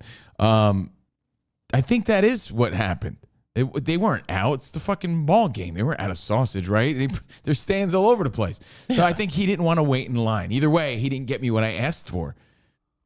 And he ends up buying me like, I'm paying, essentially, to make the long story short, I'm paying like $30 for something I didn't even want. Right? I didn't want chicken fingers. I didn't want fries. But you're hungry. I'm hungry. So it was what it was. It wasn't a big deal. I wasn't mad about it. I'm like, but I really wanted that sausage and I was willing to pay for that, but he improvised, and now I'm spending for shit I didn't want. It's. I'll be honest. I feel bad for you because you go to the ball game. It wasn't that they were out. Your brother improv'd and said, yeah, I'm not waiting on that line, yo, so I'm going to get him fucking fingers. And you're thinking, yo, I'm at the ball game, Yankee Stadium. You wanted an Italian peppers, onions. I was willing to overpay for that. I wasn't really willing to overpay for this. So based on that line of thinking, I'm just taking chicken fingers. I'm taking this line of thinking onto something that happened to you recently and something that might happen to me tonight. Like, how do you handle this? Like Rich and I and Spot, we all went to a Dodgers game recently, and our buddy Rob bought the tickets. But Rob made it seem like we had super dope tickets, and they really weren't. So it's like, oh, we're all willing to pay X amount for that, but I'm not willing to pay X amount for this. Now, I'm not going to start a fight over it, but like, how do you handle that situation? So in other words, when we got to the game, we're all assuming we're paying $150 for really dope tickets. Oh, yeah, well, because Rob goes, where do you want to sit? I'll handle it. And again, this is not shitting on our buddy Rob, but Rob's like, I'll handle it. And truthfully, Spot, with a lot of these scenarios, you know how you like to take control on certain things? In these scenarios, I feel like this is my department. Like, guys, I'll get the tickets to the concert or the game. I'll fucking scope out the best ones. I was like, yo, Rob, field level, like row F, 130 or 150 each. He goes, all right, I'll look later. I'll handle it. I go, okay. So, by the way, he's also a guy that goes to plenty of games and live events. Like, he's always at a live event. So I was like, oh, row F, perfect. I was like, we'll be like 6 rows from the field. That's worth $140 each, $150. Turns out he's like, oh, I must have clicked on the wrong thing.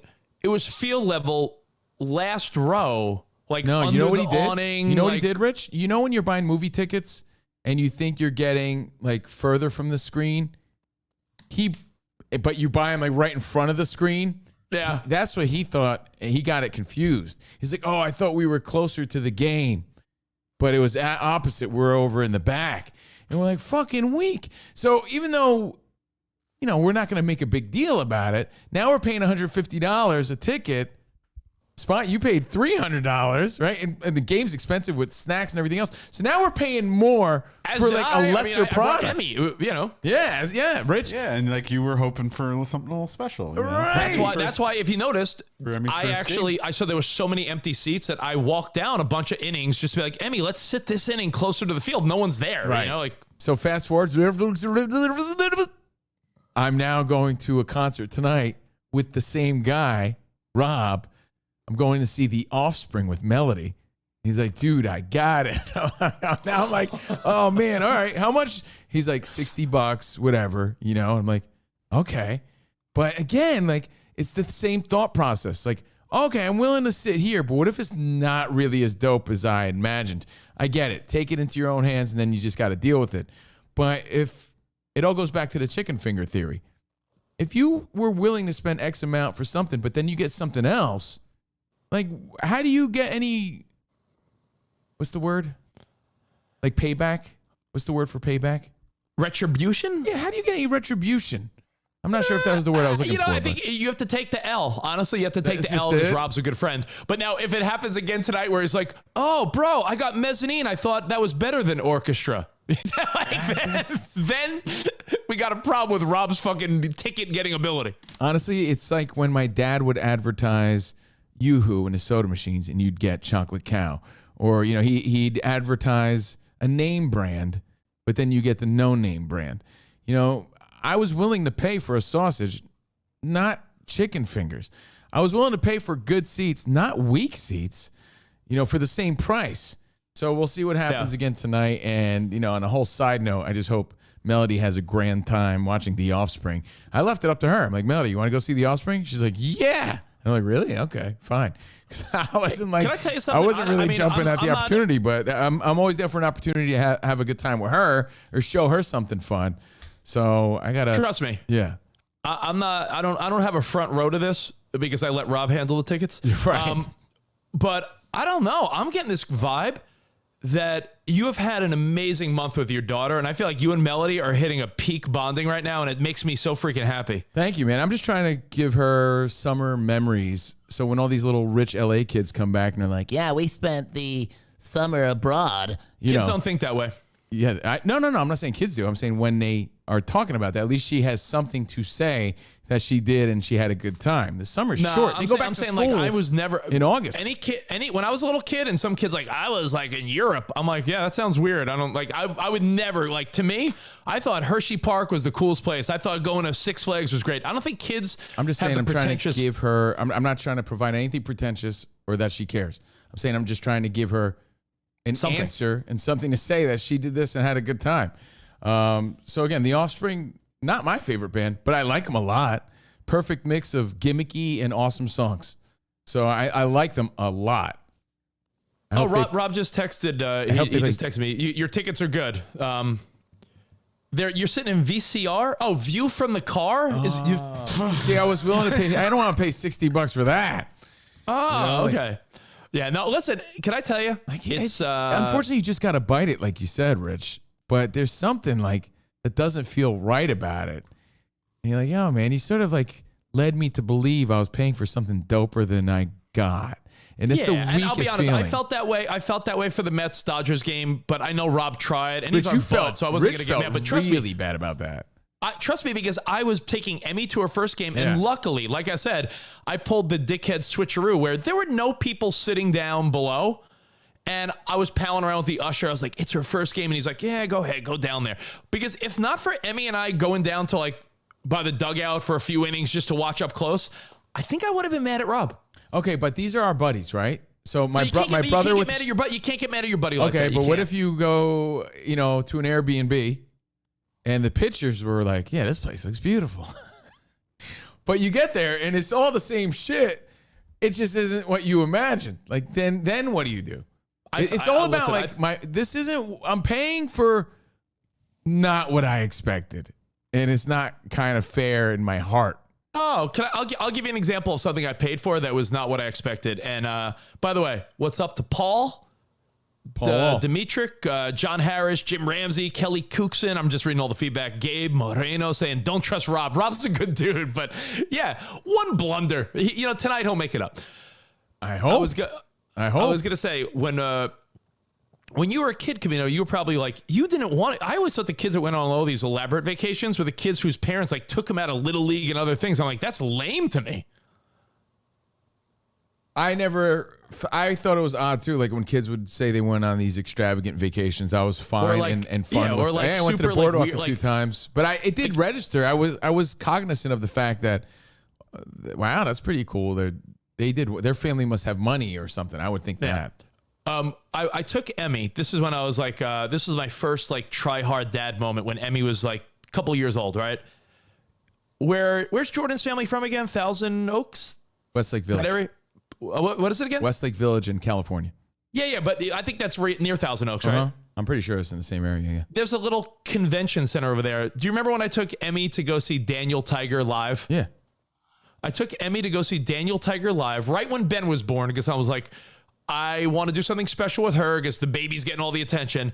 And I got VIP tickets to Daniel Tiger live, and they were like $100 each. And $100 for a kid's little show is a lot. This is not a concert. This is not a Dodgers game. This is not a Lakers game. I got front row VIP passes to Daniel Tiger's neighborhood. And I thought I was getting like bells and whistles, like meet and greet. You know what meet and greet was? It was a row of kids that like you shake Daniel Tiger's hand for 3 seconds, picture, next. Like, so I think sometimes you buy something where you think the VIP is pretty VIP and it's actually not very. No, it's like, and it's such a letdown and deflating feeling when your money and expectations, you're paying for expectations. The expectations weren't met, and you're like, wait, I still got to pay the same amount? Like, it's so deflating. And like if you're flying JetBlue, yeah. If you're in Mint and you're laying down in a bed and you've upgraded for hundreds or $1,000, that's one thing. If you pay more money for just a better seat, and you're like, this seat is no different than why did I just spend $40 on a seat upgrade? Exactly my thought process. The chicken finger thing, the tickets, everything else. Let's see, more feedback. Hey, Sue says, Rob has a bad habit, pun intended, of getting bad tickets. So let's see. This was funny too. Jim Ramsey says, Melody is the offspring. How appropriate. Oh. But when they play that song though tonight, hey man, you know I'm really okay. You better be careful. Because if everyone's looking around and they start looking and then they look at you and then bro, I'm gonna get all hard, bro. Like the guy at Subway, I'm gonna get hard. Oh, Melody. Ready, Melody? You don't want to see this side of Dad. Yeah. What's going on, Dad? Well, my friend Barry told me that, in California when this song first came out, everyone would get all hard around the bonfires. What? And we gotta go nuts when it kicks in. You ready? You gotta get hard. Wait, why does everyone look so weird? What's going on right now? Melody, when he says, hey man, I'm really, you gotta get really ready. And then when the music kicks in, we go, But we're just watching it's a bunch of old guys. What's going on? By the way, I know, a bunch of old people. And I'm going with Rob's kid. That's the funny part about this music. Oh, really? Yeah. His little kid? His little kid. Are you serious? That's why I'm bringing Melody. Rob's son is Emmy's age. He's 5. Yeah. Dude, but these bands now bring in a different audience, right? It's like, you're not going there to fucking 40-year-olds and their kids. You're not doing your punk rock dance moves. You're going there with your kids and shit now. And Melody was all down, and she's trying to pick out her most rockin' outfit for the day, right? Which is why we started a little earlier today. Rich is trying to do his family thing, and I'm trying to do my family thing today too. For Melody, again, because her summer's limited. They go back to school August 14th here in California, and she's with her mom all next week. So time is limited, especially if you're co-parenting during the summer. Just to be stat boy for you, it's Monday, August 15th, because that's Emmy's first day of kindergarten. I'm like, holy shit, August 15th, Monday is right around the corner, bro. Insane, right? And to tie this into current day interest, I was trying to tell Melody, you got to get ready. You better know your offspring because they're going to be playing all their hits. I'm sorry, the offspring. According to Spotify, now, keep in mind, newer medium, newer platform. What do you think their most listened to song is? Bad Habit by the Offspring. Got to keep them separated. Dude, you would totally think that. Come out and play, right? Yeah. You got to keep them separated. Would you believe that's the one that Melody doesn't even know? Really? First of all, I'm like, you don't know this one? Melody. But again, you got to understand like how a kid absorbs music. They don't know the singles. They know what stands out to them, right? I'm like, this was their most famous one. But when I play la la la la la la la la la, she's like, oh yeah, so knows it by title. But still, you know what the number one is? Number one, Spotify, which means what would a younger person be most prone to listen to, really? It's not the one that we thought. What is it? Pretty Fly for a White Guy? No. Yeah, I was shocked. It's not Pretty Fly for a White. Pretty Fly for a White Guy is the 4th most listened to. Self-Esteem. No. No, Self-Esteem's the 3rd most listened to. Are you looking at the list? Spotify, the most popular. But do you see the streaming numbers? Yeah. Oh, okay. Yeah. The number 1 most streamed song by The Offspring is You're Gonna Go Far, Kid. So dance, fucking dance. Show me how to lie, you're getting better all the time and turning all against me. Yeah. How many streams? Over 617 million. What's the other songs then? 515 is number 2. The Kids Aren't All Right is number 2. Are you serious? The Kids Aren't All Right. Self-Esteem is number 3. Pretty Fly for a White Guy number 4. Why Don't You Get a Job, which is weak, is number 5.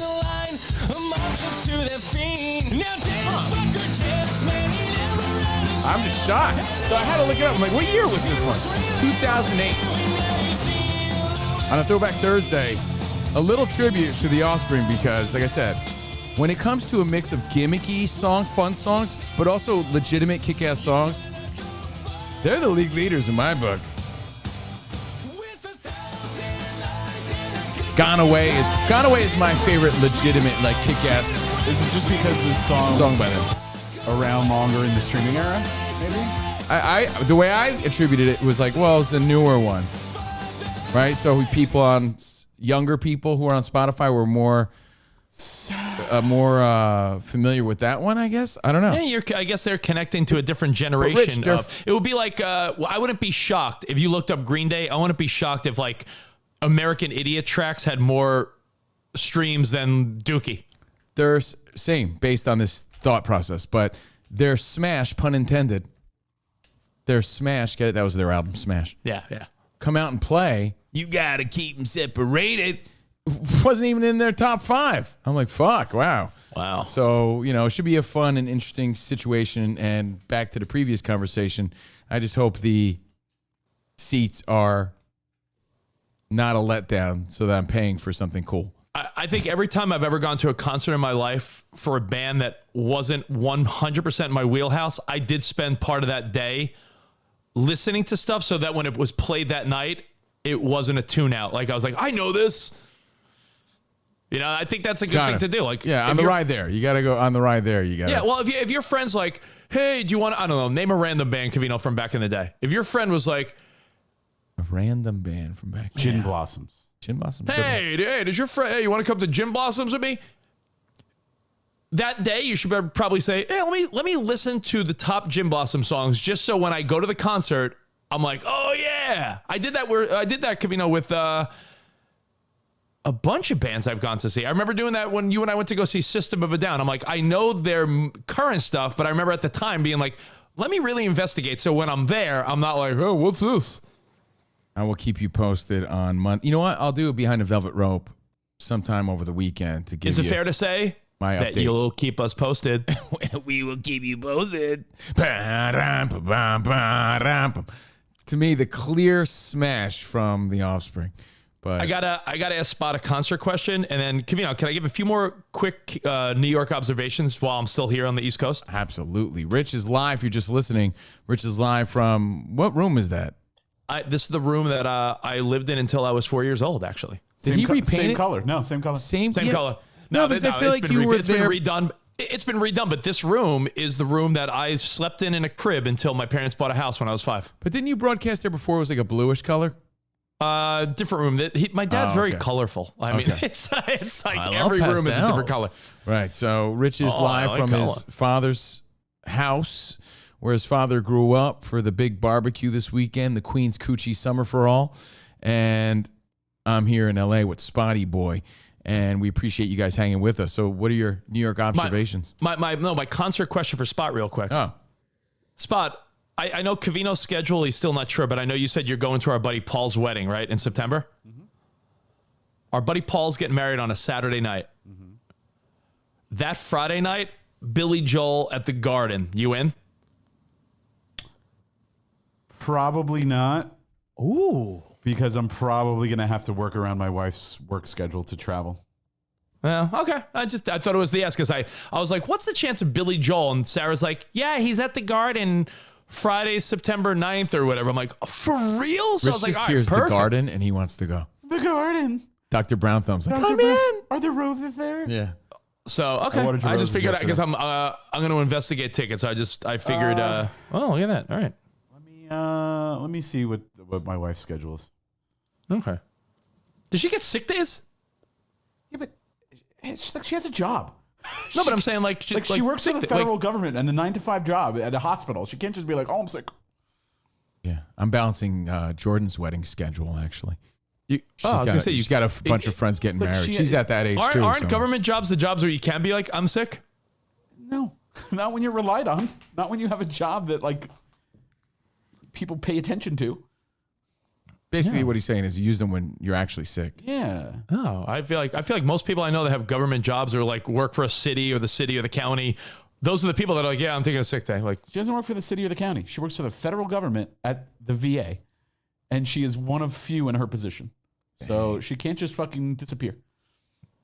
Basically, she you know what Sponge said? I I'm feel hot like a and lot you're of not, times so that top that. she's very rare. Then I feel like most people in those positions are like, yeah, fuck She it. takes a lot of pride in her job, and she's very good at it. And I will not downplay that. And she's already taking off to go to the wedding, so she can't just be like, oh yeah, I'm sick the day before. Oh. Oh, okay. I feel like sick days are something. What Spot is most saying people is she's abuse. always a woman to him. Yeah. Well, fucking, you're missing out on Billy Joel at the Garden then. I've seen him. Yeah, but he's only getting older. That was my thought. I was like, how many more shows is Billy Joel going to do at the Garden? Then you're going to be like, Fucking Frankie Valli's still doing it. He's 80 years old. So who knows? Billy Joel, I don't know if he still does his monthly Garden show, Gabe, but I mean, again, we don't live in New York, you bozo. Billy Joel, if he does what, 6 to 12 shows a year in New York, the fact that we're in town the day he's doing a show is a pretty good coincidence. Now, one of my observations about New York is Rich is in a New York state of mind. I am. Is the diner life is strong. So strong. And then I realized, Spot, And so Covino, good. So good. When we're out in LA, There's you know why I think nothing SiriusXM and Spotify and Apple and all these other companies are prevalent. I feel like local businesses really don't fucking show love to local LA radio stations. Have you noticed that? Like, do you ever, like, because I would notice it because we're in radio. Like, I'm never in stores where it's like, oh, Kiss FM's on, K Rock's on, this is on. Every diner, every store's like Z100, KTU, K Rock. You know, I feel like there's a very local New York vibe here. Mm-hmm. I agree.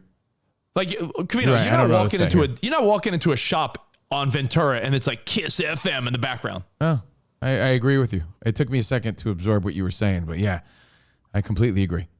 You're in Union and it's like, oh yeah, I'm at the gym and they're playing KTU. Yeah.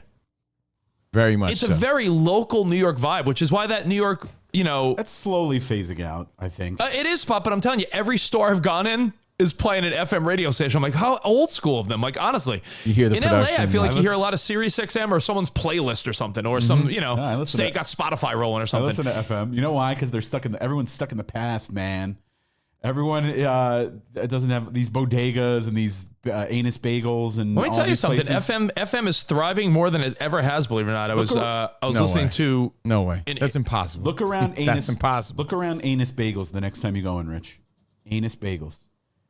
You'll see a radio from 1994 that they haven't moved. That probably has a wire connected to it that like goes up to the roof for like reception. It's the same radio that they're still using. That's why. So, all these anyway, old places, hold on. very local. All these old places don't update, don't get new technology, don't want to spend money, whatever, because it eats into their bottom line. So they'll Spot's just- right with that, but Yeah. you're wrong with. There's no way AM FM is at the top of its game. But I listen to FM. I listen to FM radio in my car. So, because that's all I have. So, I saw on my Instagram story this morning. I posted just a picture from the diner, And it was just such a little video from the diner. And to me, it was just just such an LA difference. Like, this is such a New York vibe. Like, Greek guy comes out, or, you know, Puerto Rican guy comes out, like, you know, with fucking 20 plates stacked. Like, hey, who's got this? Who's got this? I just felt like the vibe. I love it. I went to Stop 20 Diner in Elmont, which is a classic Long Island. It's right on the border of Queens and Long Island. Such a great little diner. Queens. Oh, that's where I grew up. You know, on the border. No, I'm doing your dad's where I voice. grew up was on the Queens, border oh. of Queens and Long Island. So, like, my dad's in Queens. My dad's never left Queens, and Franklin Square is like the first town in Long Island. It's not.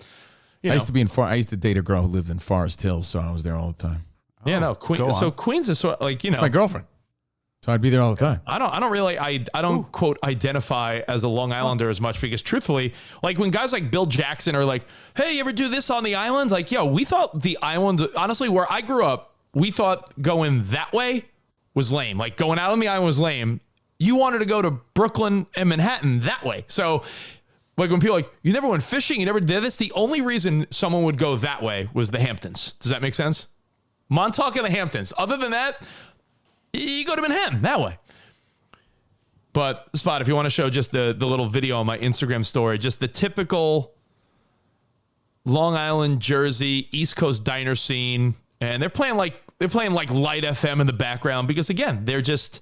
I'll tell you what, though, Rich, and I tried to make this point when I told you about my Mark Twain diner experience. LA lacks this vibe completely. Like, you can't go. Like, I was telling Melody. Yeah, and you'd party and you'd be open all night and they have everything you want. She's like, really, Dad? I'm like, yeah. Covino, like, it totally lacks here in LA. And by the way, much like you, I got great customer service. They gave Ben and Emmy a cookie on the way out for free. That's the best. Oh, those little hard cookies by the door? That's the best. The ones that in the little case spot with, like, the sprinkles on them, like those like bakery type cookies. Yeah. You know why? Because they get those, like, so cheap. They get like a bucket of them. Oh yeah, but they were so nice. Been there for 2 weeks. It was it was a cool little diner vibe. So that's how I started my morning. Yeah, here's a little I love New York diner life. It's the best, buddy. Such a star. You know what, Rich? The closest vibe to this, if anyone lives in, or knows the valley, is Mort's. Mort's. And they're from the East Coast. Yeah, it's the so only it's place it's around the here. total vibe Oh. and the total sort of feel, but it's not open like the way the ones on the East Coast are. There's but one other diner around here. Is there near another us one? that we need to try out? I have been dying to go because I pass it on the way to the gym. I used to go to Mel's a lot with Emmy and Sarah, and before Ben was born, and I like Mel's, but it's still not the same. It's not a diner vibe. It's a cool little restaurant, but it's not the same diner vibe. The NoHo Diner. The NoHo Diner, Yeah. North Hollywood Diner. NoHo Diner is on the way to the gym. It's like, it looks like a classic gross greasy spoon. Also, Bob's Big Boy, the original Bob's Big Boy in Burbank. Rich isn't allowed at the NoHo diner. He's a hoe. Yeah. He a hoe from the early He's a hoe from for the early show. 2000s. Yeah. Ho fo show. Remember that guy in the early 2000s? The Bob's Big Boy in Burbank, which is the original location. I love those, and I love, but they're chains. And It's a they're chain, but great. it has a very diner, like an East Coast diner feel to me. Agreed. But yeah, but that diner, like the big portions, they bring out all those, those. I call them the diner plates, like those oval, long ass breakfast diner plates. Like, it's fucking great. That's what I do love about New York. The Greek people are great. The diversity in one of those fucking places is great. The food is great. So everything about it just kicks ass. I'm with you, man. And by the way, LA's biggest fail is that, to be honest. There is something to be said about And like the homeless. The diner coffee is fantastic. Usually, like, if you don't get coffee at a Starbucks or pizza or something, like, what is this? Diner coffee is on point. I love it. Get breakfast at night. Like you can't do that here. Maybe even like a Denny's. What time's the Denny's close out here? Yeah, Denny's stinks. But I yeah, mean, it's not Denny's the is same. good on a road trip, but Denny's shouldn't be your hometown favorite diner. Exactly. Unless I'm offending you, and I don't want to do that. Well, I love Denny's. any other New York observations before we get into the rando news? I got some quick headlines for you. Yeah, that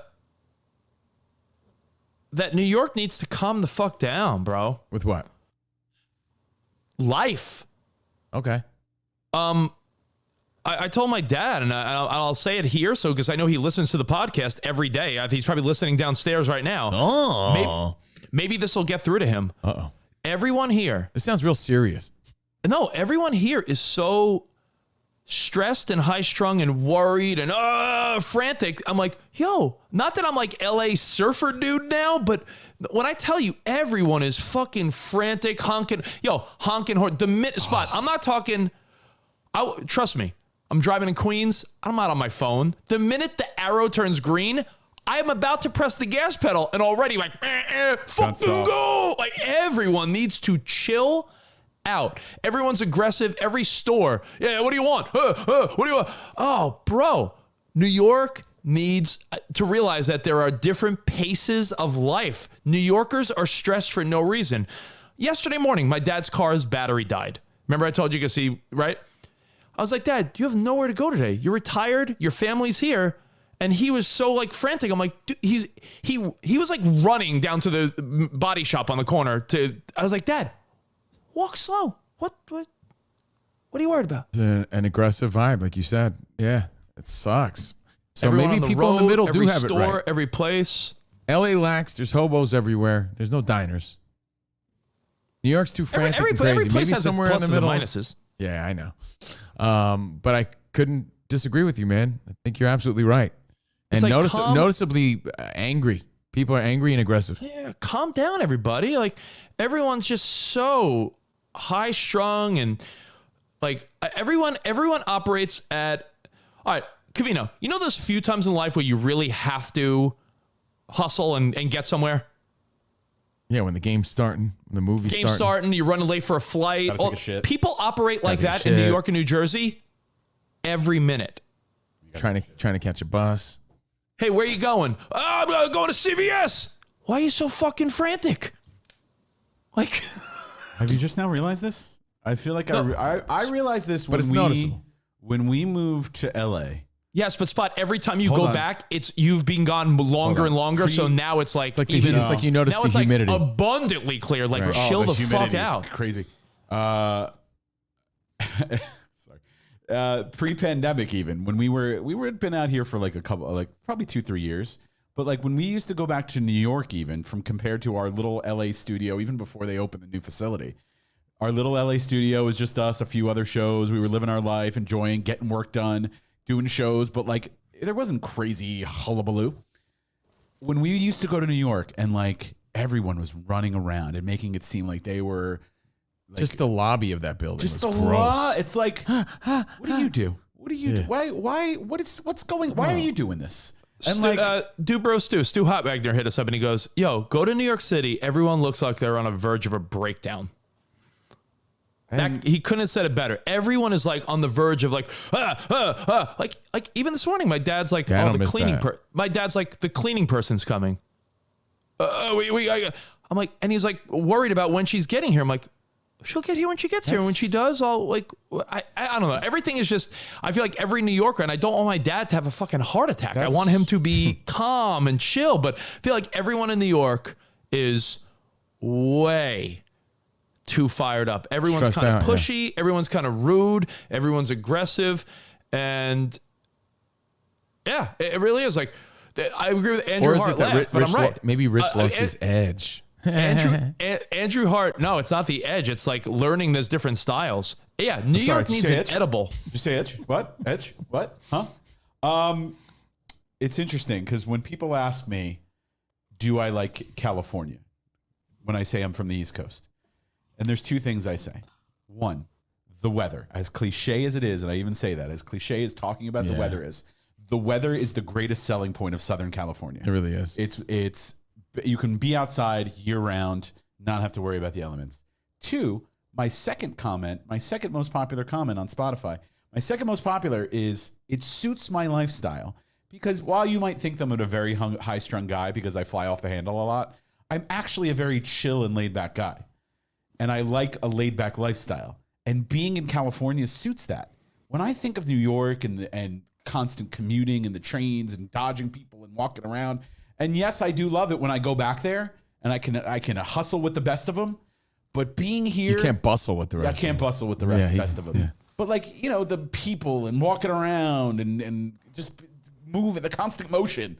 It's like I like to be at rest sometimes. And out here suits that. I just hang out my cleats when it comes to that. Like I retired from that.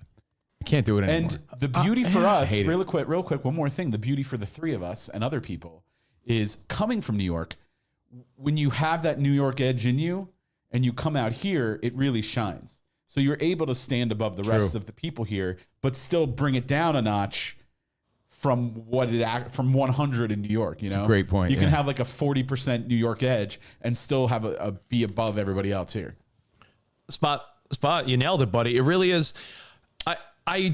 I always say it to people again because Covino. You can only imagine Covino. I'm sure you get the same thing. Hey, how do you like LA compared to New York? It's like the number one generic question you get when you move to both places, right?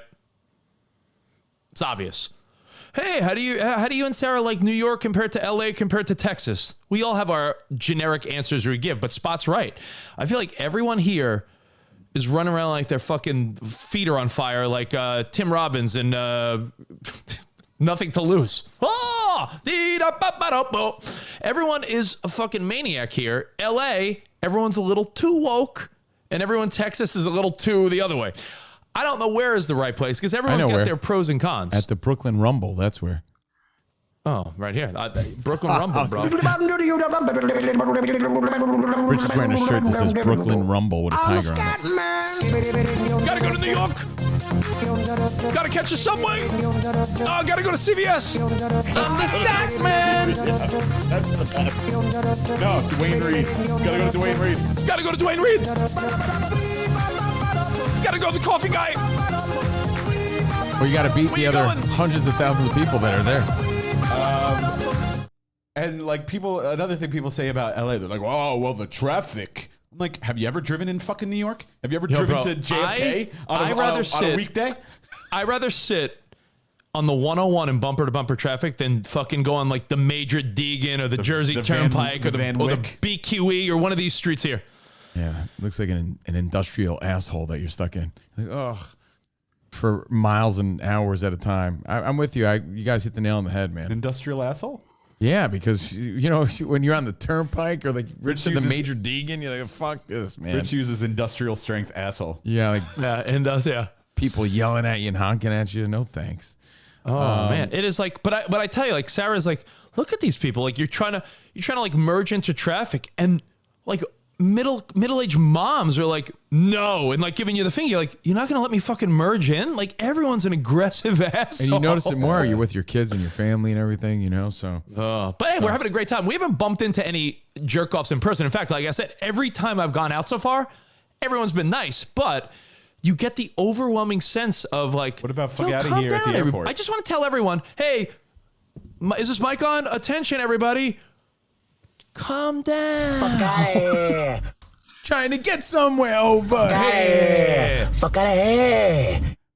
Go to Midtown Manhattan and Spot's right. Go up to each person and be like, yeah, where you going? You going somewhere that important? Where are you going? Trying to get my coffee over here. Hey, where are you going? I'm trying to get my sandwich over here. Trying to get my scratch-offs over here. Because everyone's at work. So. Like my wife noticed here that like the work is completely reversed, like the work schedule. So like for her, going to work in the morning, everyone was going to work. Your wife works? Can she take off? No. Why not? Tell her to take a sick day. By the way, we got people saying that she's a great worker because a lot of those people do take a lot of time off. The government's just handing out sick days. Yeah, Rich, you're just used to getting up and going whenever the fuck you want, wherever you want. Everyone is up and at 'em very early, but she works till 3:30 because she works early to 3:30. So in the afternoon, everyone's up and at 'em in LA is Adam Carolla, right? It used to be in New York, everyone's coming home late. Everyone's at work until 6, 7, 8 o'clock at night. So like there isn't necessarily a heavy, like solid rush hour, or the rush hours later. Here, the rush hour is at like 2 p.m. Yeah, sometimes you think you're going to drive somewhere at 3 in the afternoon, no problemo, and you're like, oh, shit, that's right. Just like the concept of reverse commuting, which I thought I'd have when we started working at your house. That doesn't exist. Yeah. Hey, SLCKS, it is what it is. You guys ready for some random everyone news? needs to, I think your mom or dad said it here, Covino. You want to laugh, giggle, put on the Benny Hill show. Maybe everyone needs that. Maybe they just need to live stream for the whole Tri-State area, just a Benny Hill scene.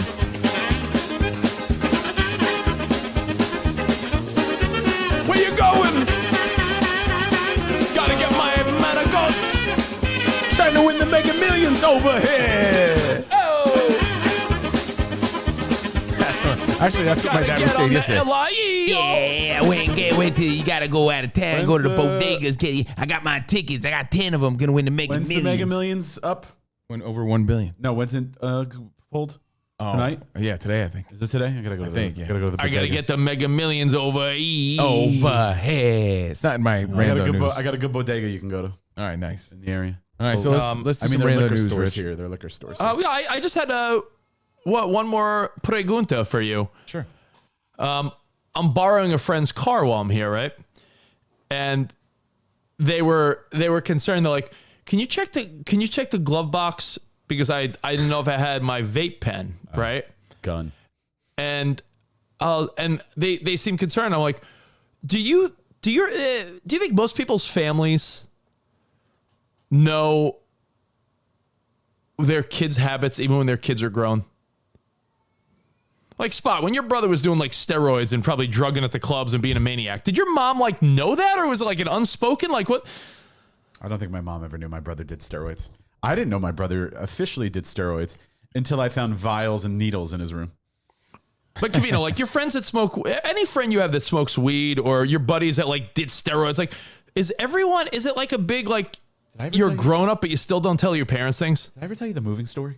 Moving? No. About my brother? No. I don't think you so. Sure I didn't? I don't think so. So my brother lived in my sister owned a house. My sister moved into my grandmother's house when my grandmother moved into the home. So my brother moved into my sister's house and he was renting it from her. So when my sister sold the house that my brother was living in to move into this was after my mom had passed, so my brother was, anyway, everyone was shifting houses. The people who sold the house or bought the house dropped off a bag on our doorstep after the house was sold. And inside that bag was a bunch of like empty steroid vials and needles, and was like, oh, we found this in the crawl space. We thought you should have it. Oh. Like they didn't. I'm trying to get my pump on over here. It was empty, so it was old. Embarrassing is that? But right, it was like it was from. It was like someone. I think it was a friend of my sister's who was the real estate agent who did it. Oh my god! But like it was, she was just like, how could you fucking let this happen? What did James say to something like that? It's like, what are you gonna do?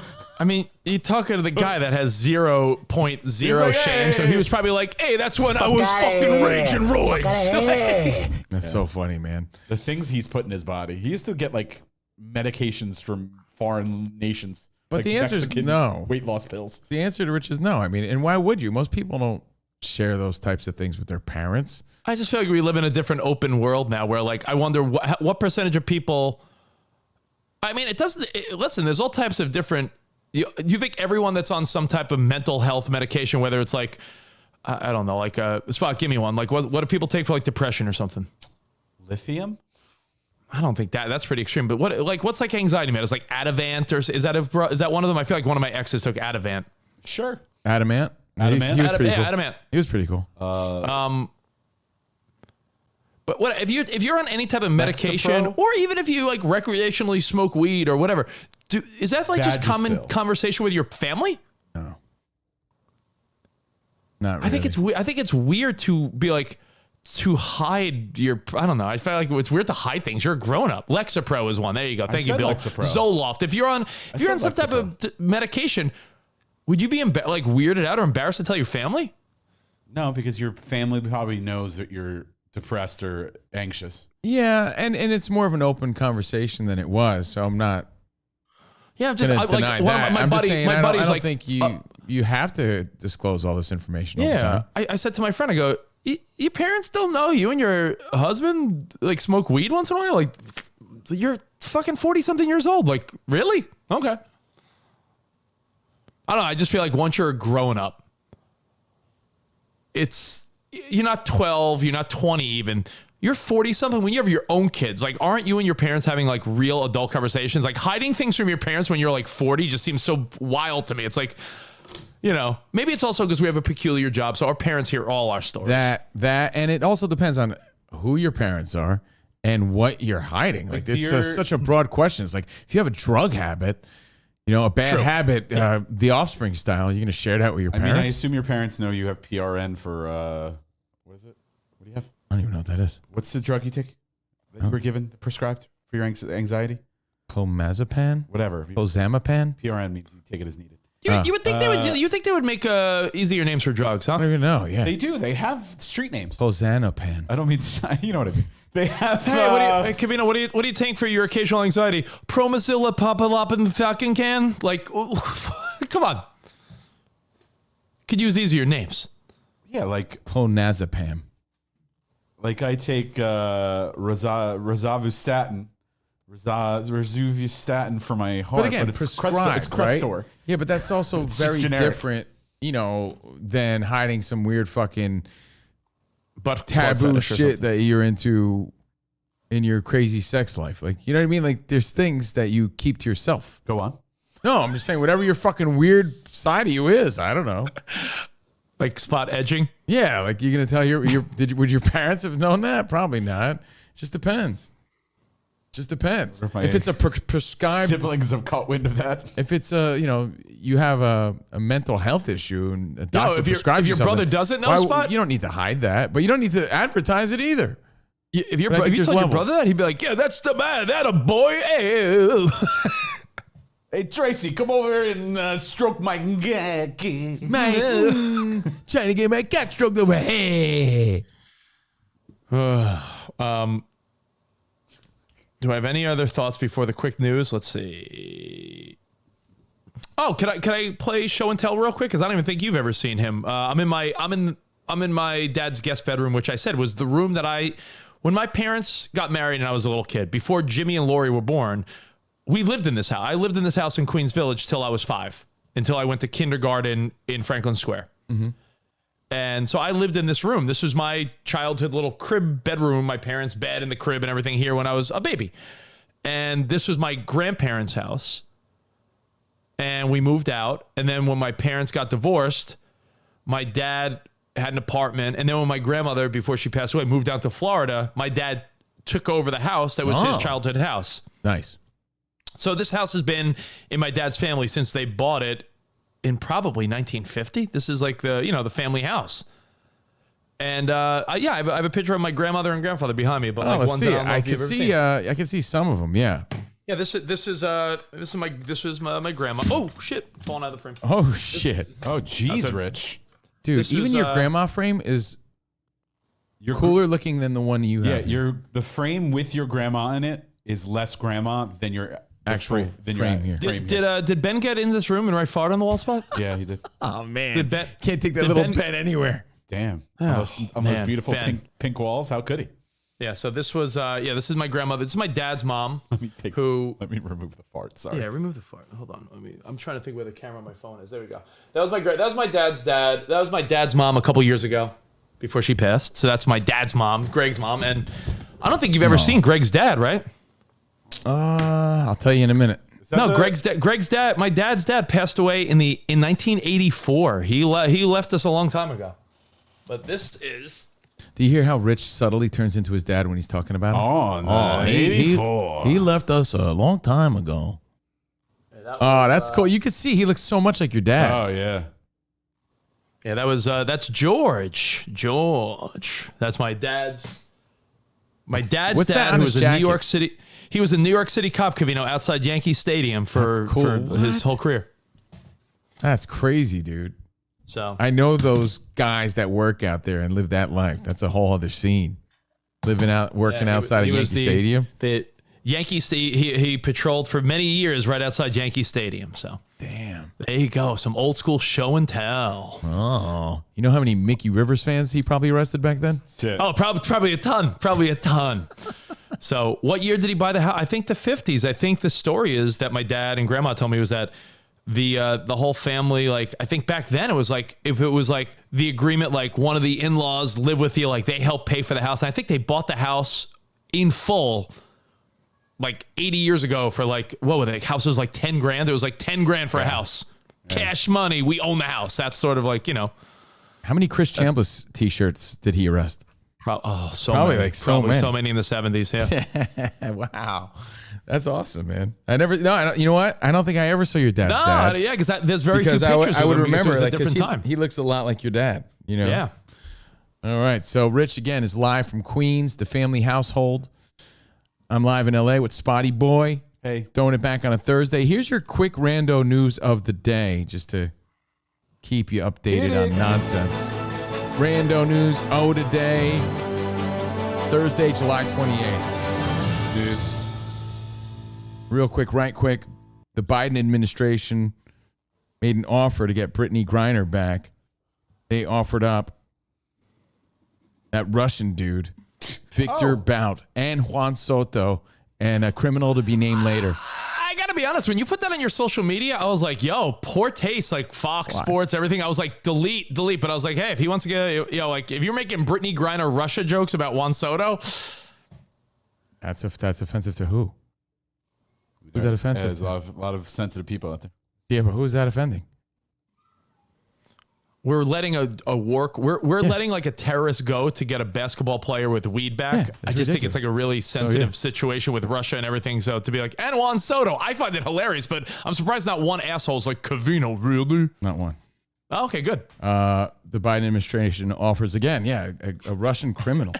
And Juan Soto. I think it's hilarious. I mean, I don't see the offense at all. It's clearly, a joke.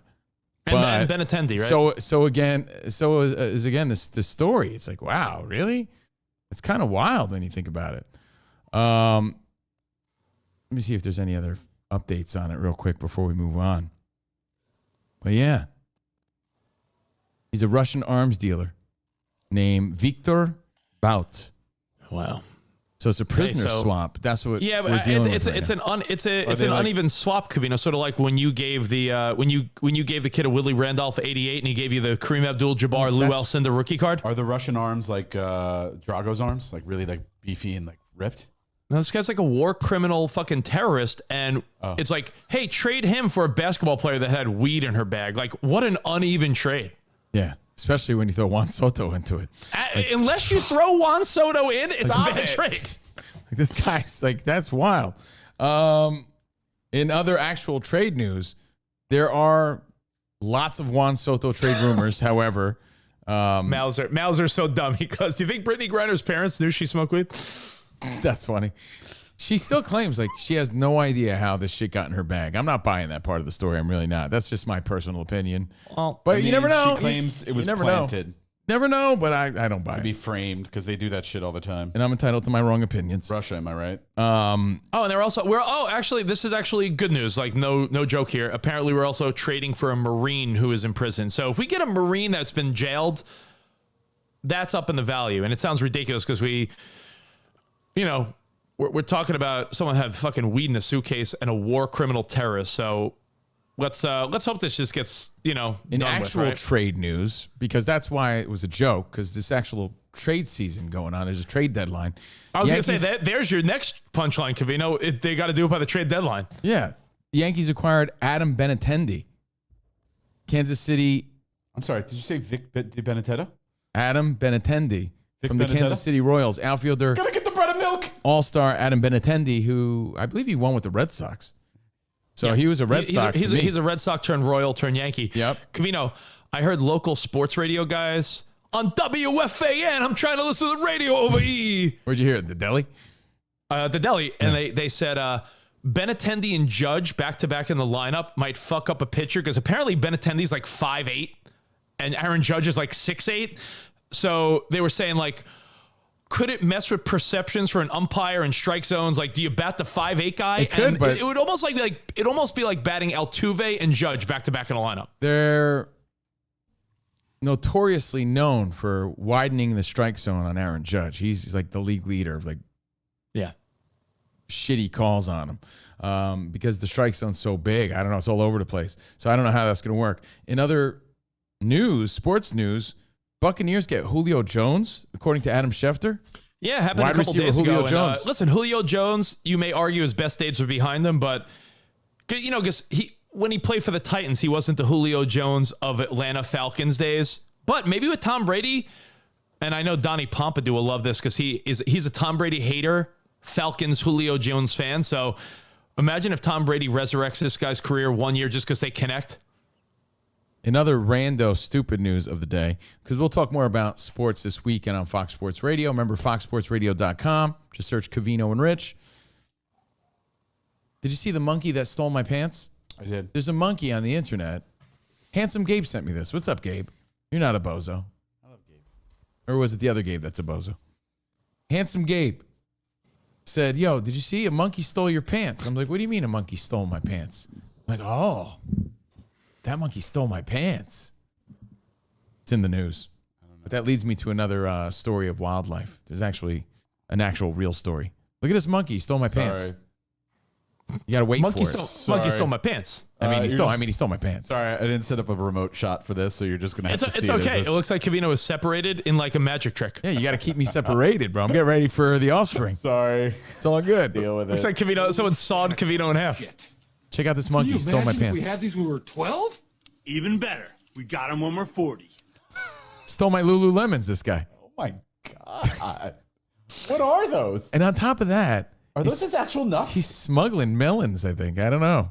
In his nutsack. Why are they dangling so dangling And look, so look what he's much? walking over. He's just like, they're grazing over spikes. When we were 12?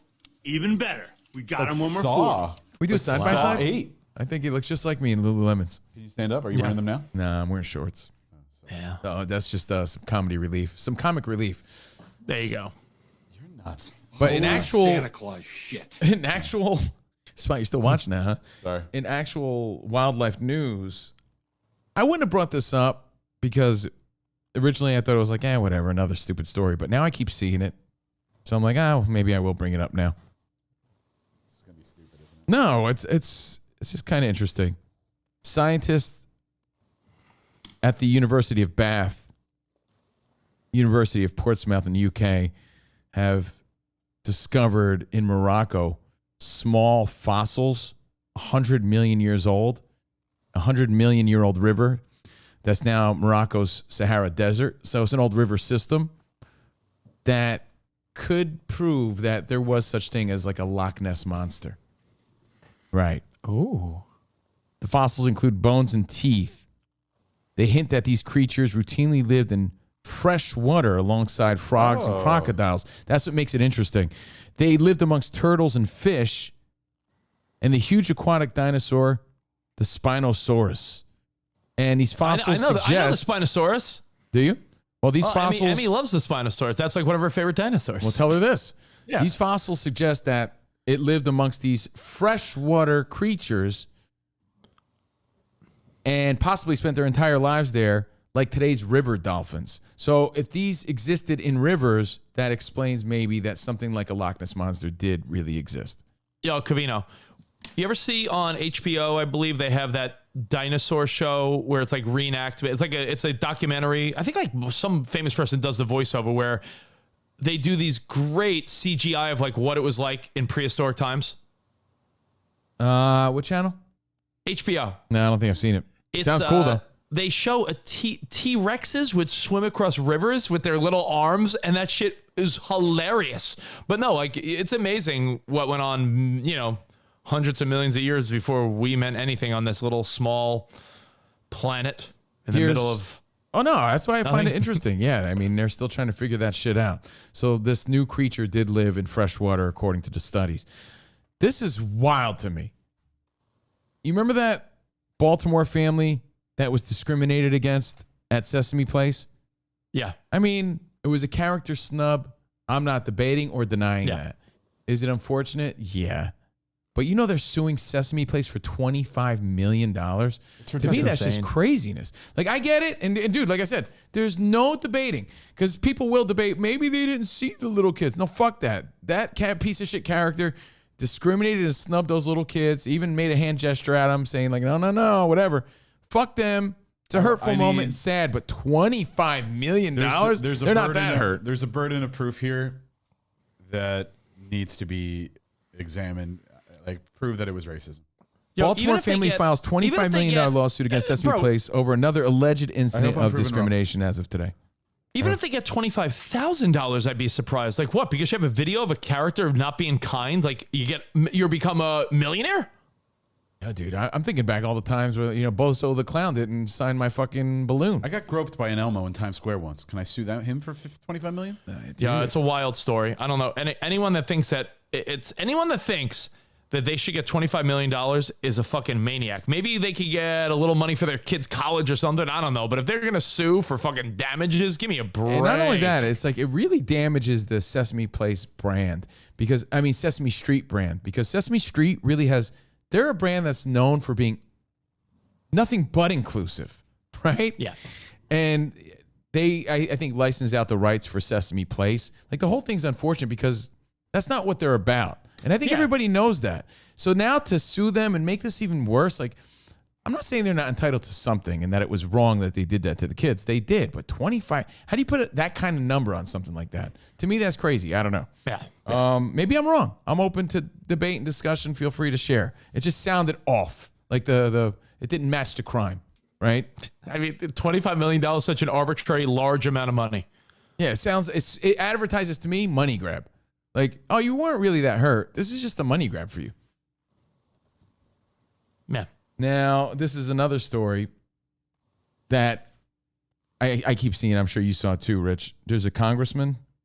What's his name again? Republican Glenn Thompson, a Republican congressman. Who was it's not Gates, the guy who tore apart. That dude was wild, though.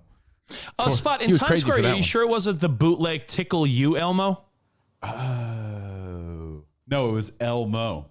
Oh, okay. The Mo. The Mo. And the Larry and the Curly. Republican opposed same-sex laws before attending his own gay son's wedding. Glenn Thompson, a Republican congressman, attended his gay son's marriage 3 days after he voted against extending federal protection for same-sex unions. So, can you say hypocrisy? I love my son. He's gay. I love my dead gay son. It's just, but again, I saw this and I saw other people talking about it on social media, but then it's a growing hot headline. story. Oh, did you see Spot there? That's from the Times. This is not a joke. I know you look at this stuff more than Cove. Did you see they're starting a third political party and it's official? Really? I'm not even joking. I thought this was like a bunk headline. It's called Forward.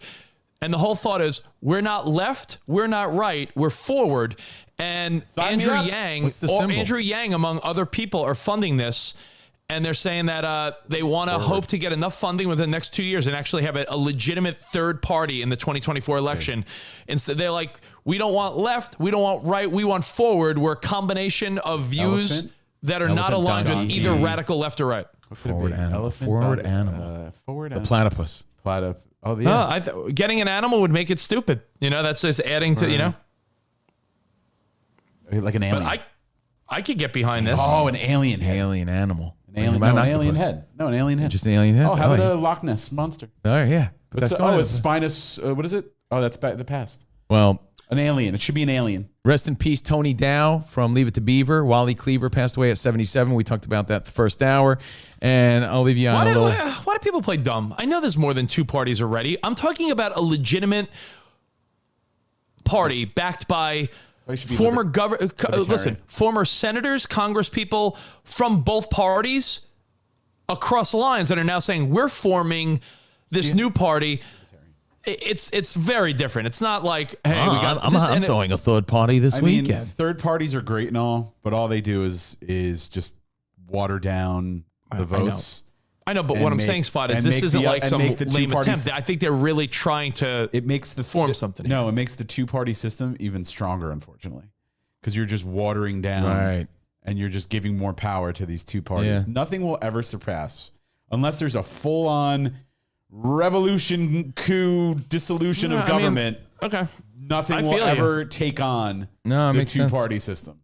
On a fun note, nothing. There's a new trailer out. Not you, not me. It seems like a lot of our listeners, Donnie Pompidou being the grand marshal of this parade. They seem to like Ana de Armas.